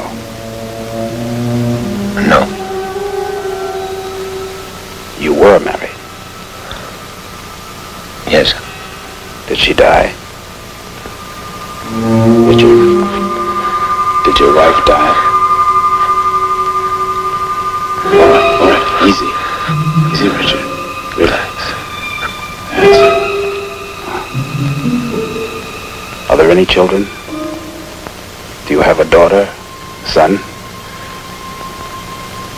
None. Nothing. No. Right? No children. I wanted to adopt children. I work on other people's children. My own child. Richard, are you a pediatrician? Yes. Yes, I see. My own child. Discussing.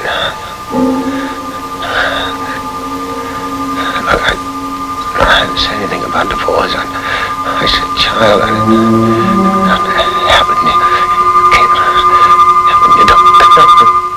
It's all right. It's all right, Richard. Lie back. Relax. It's all right. That's it. Can you hear me? Yes. All right. You're back there now. Go on. Tell me about the argument. No. Yes. Yes, Helen is there with you. You're arguing with her. Tell me about it, Richard. Let it out now. No.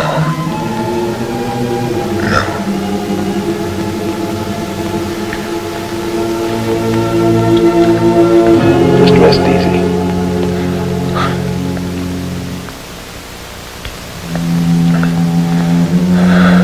What happened? We'll talk about it. No, now. I want to know now. All right? You are a doctor, a pediatrician. You were married. Your wife is dead. Maybe you were glad that she died. Maybe that's the guilt you carry around on your back. How did she die? Well, we'll come to that later.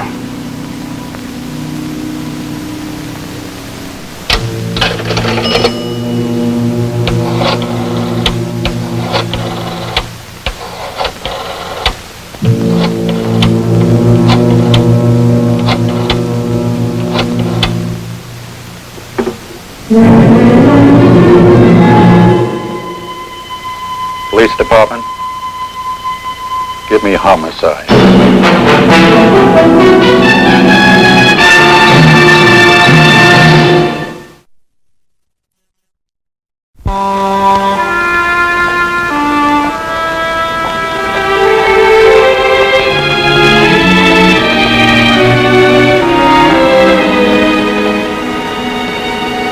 No. Well, why call me? No, I have no authority to keep him here.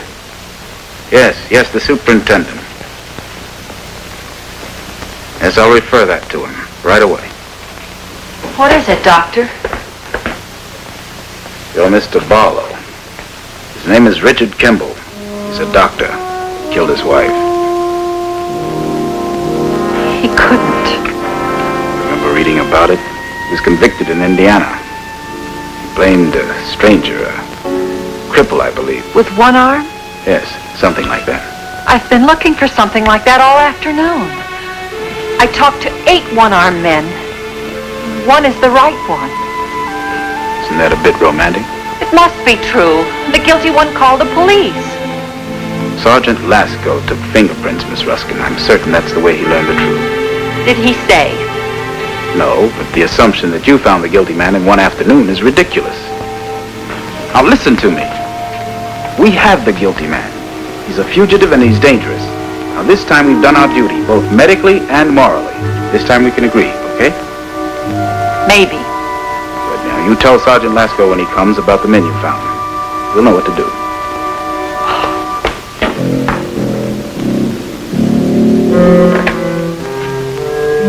Oh, this is Dr. Town. Would you get the superintendent for me, please?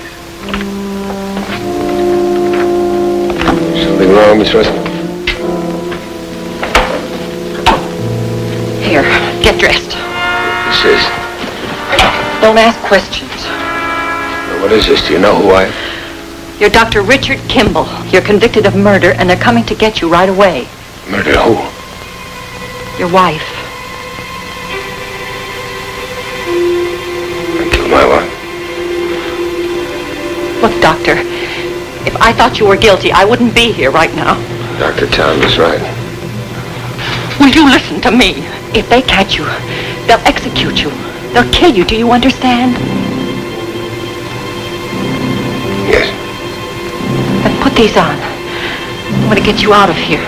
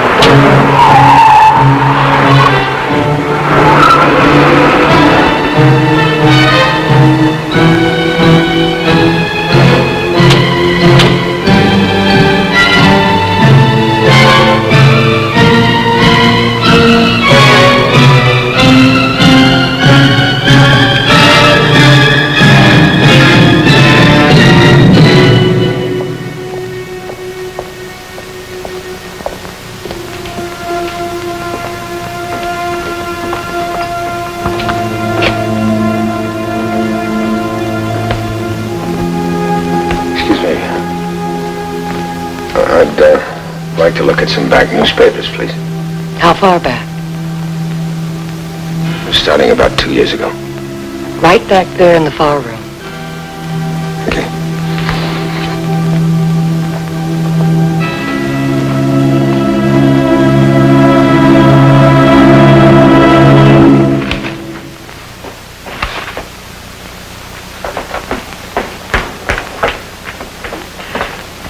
Hello again. I spoke to one of your employees last night, Mr. Johnson. Johnson. Whatever he calls himself, he's a bum. Right in the middle of the busiest part of the night, he goes out for a smoke. That's the last I see of him. I think he may have had good reason for running out on you.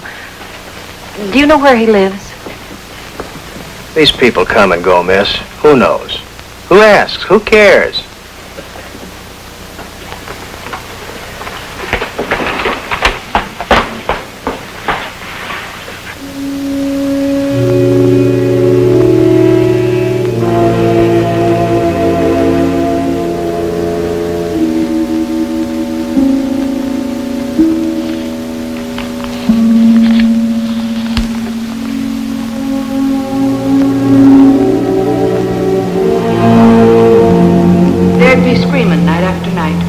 She kept pleading with him. I heard her say, "You want me dead."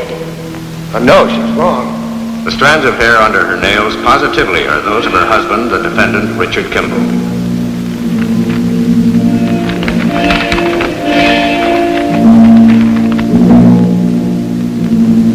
She screamed his name when she was being choked. Richard, Richard. She screamed it. No neighbor, no passerby, no motorist ever saw any one-armed man. We've checked and rechecked. There is no evidence of a one-armed man. There was. I saw him. Have you reached a verdict? We have, Your Honor. How say ye?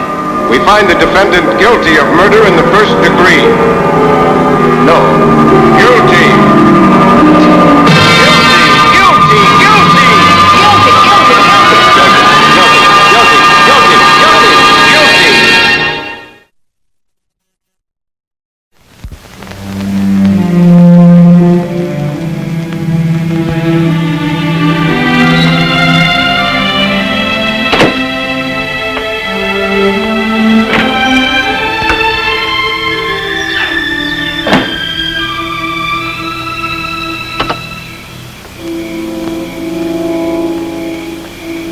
Dr. Town.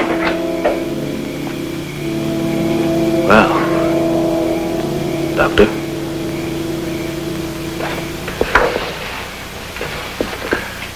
I couldn't go back to the hospital. I had to see you. Why? We missed a few of the answers. You were right about me, Doctor.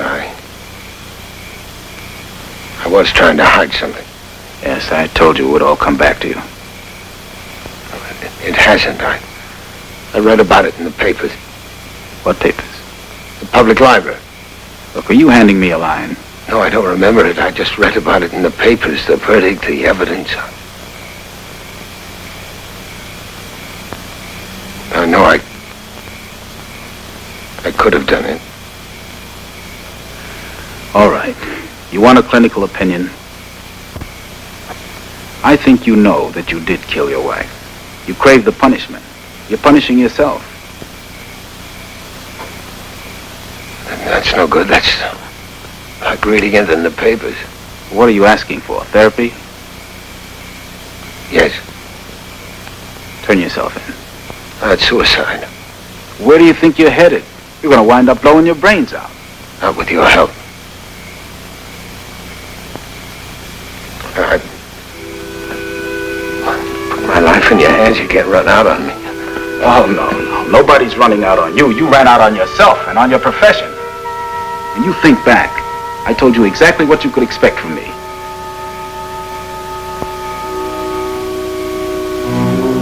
You said you didn't want to be a person in my lot.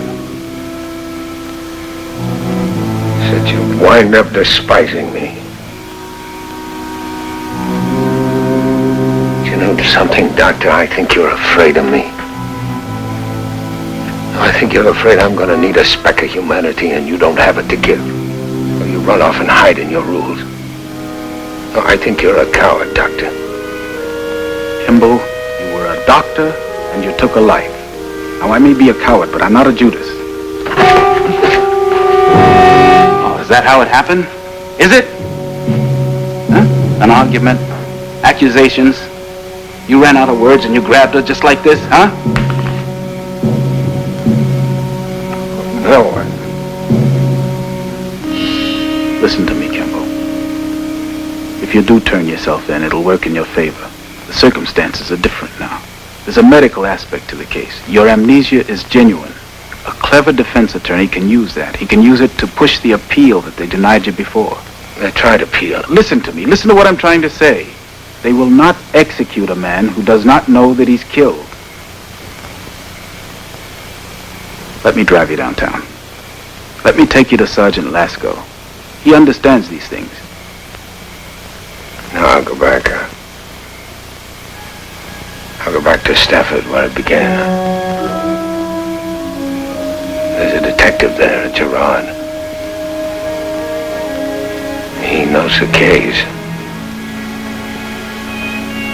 I'll call him and tell him I'm coming in. You'll never make it. I'll make it if you lend me $20 and drive me to the railroad station.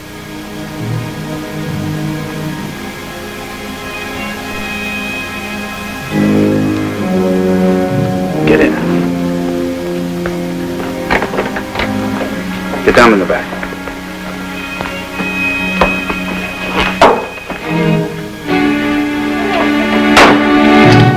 It's all over. He wants you to forget it. That's the only reason I promised to tell you. Forget it. He's gone. You're out of it. How could you possibly tell him to give himself up? I couldn't leave a murderer free to walk the streets. But you lied to him. His amnesia won't get him a hearing. It might, but that's beside the point. I did what should have been done. And you never dirtied your lily white uniform, did you, Doctor? Oh, I lent the man $20. I drove him to the train station. How much more involved do you want me to get? Listen, if you so much as hint that I talked to that man without reporting it to the police, I'll be arrested. I'll lose my license. Is that what you want? 2 defrocked doctors? I don't care about you, Doctor. Hello, Decatur Terminal. Would you give me the time for the next departure for Stafford? When was the last one? Oh, thank you. He's got to be on that 8:45 train. Well, what do you want to... Miss Ruskin.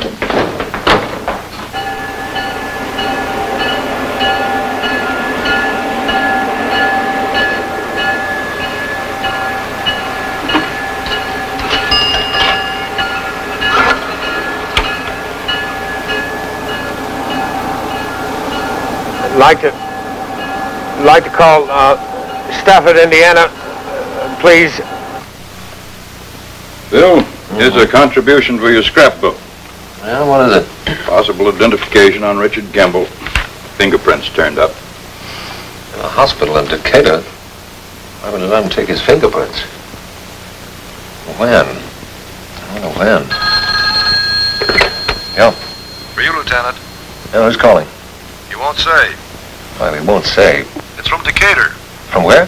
Decatur. Yeah, all right. Put him through. It's Decatur. Maybe they've got him. Lieutenant Gerard? This is Richard Kimball. I understand you've been looking for me for some time. This is some kind of joke. Who is this? No, this is Richard Kimball. I only have a few minutes. My train's about to leave. I'm coming in. I'm turning myself over to you. Get this call traced. Go on, Kimball. Tell me about it. I've been told that if I come in by myself, it'll be much easier on me. I understand I may have to accept punishment. My train should arrive about 11:43 your time. Kimball, what is this? You're confessing to me after all this time? Well, you see, I've had this accident. And my mind isn't really working that properly. Call's coming from Decatur, all right. All right, Kimball. We'll meet your train.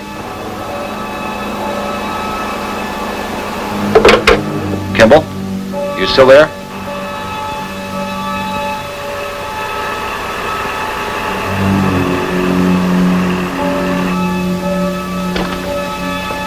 What do you make of it? Sounds phony to me, Phil. He admitted it. For the first time, he admitted it. Does he expect us to be waiting at a train depot while he takes off in the opposite direction? Maybe he's laying the groundwork for an insanity plea. Please come and get me. Well, I'll come and get him, all right. I won't wait for that train.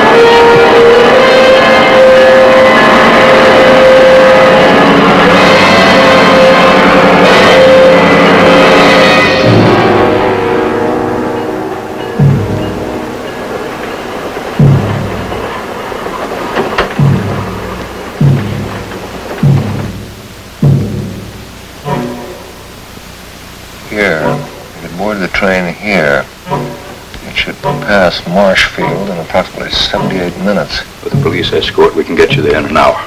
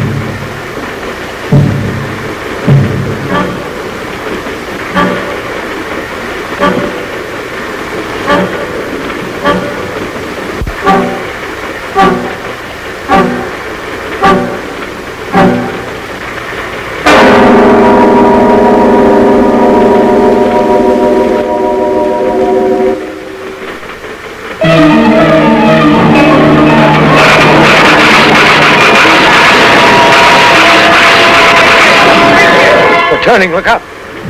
Richard, look at me. You've got to get off this train right now. I can't run anymore. Forget what Dr. Town told you. You're innocent. Don't lie to me. I have proof. I saw the one-armed man. I said, don't lie to me. Richard, let go.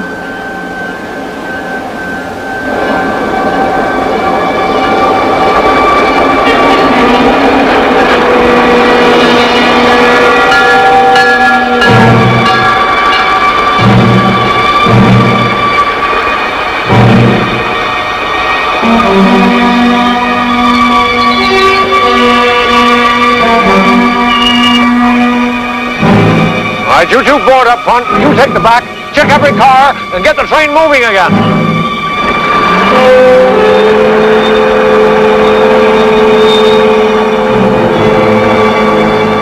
At the trial, you said it was a one-armed man who killed your wife. Well, I spoke to him. He recognized your picture. He must have called the police. They said I made him up.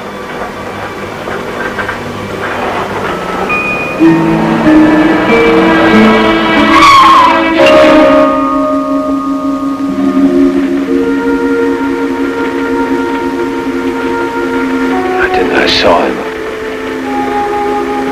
I remember I saw him. I saw him too.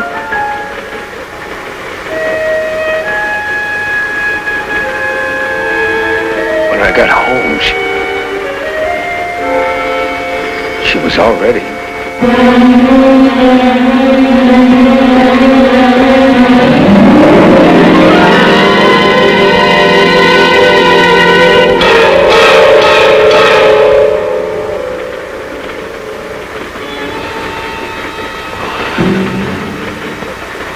Miss Russell, I'm sorry, I didn't mean to frighten you. Ruskin. Margaret Ruskin. You'd better get off this train soon.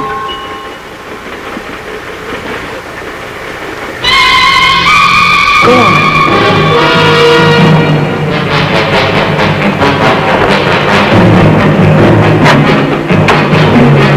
What is it? There's another officer.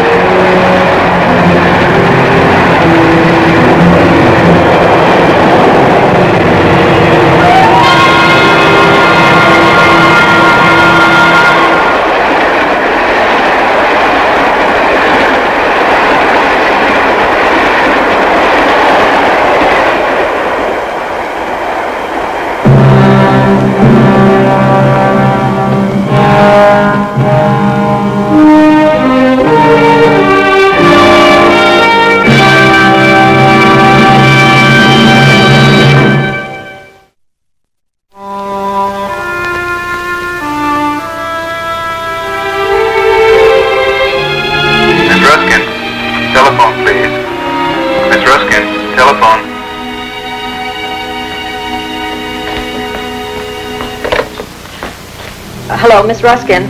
Thank you. Hello? Hello. Richard. Are you all right? Yes, I'm fine. I wanted to tell you that things are starting to come back. Not all of it yet, but one thing is clear. I know I didn't kill my wife. I was so afraid you hurt yourself when you jumped. I've been watching the newspapers. Well, I knew you'd worry. That's why I wanted to call you. I'm glad you did. Thank you. Well, thank you. Goodbye.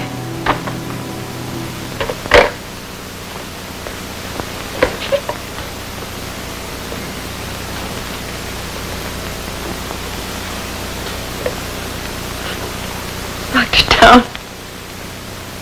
He remembers that he didn't kill her.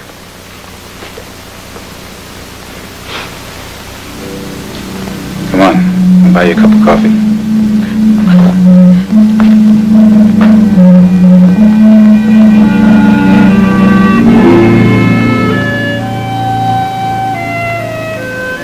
Some will believe him, some will not. Some will change their beliefs. But most important, he again believes in himself. He again has the will to run. And for a fugitive, this instinct is survival.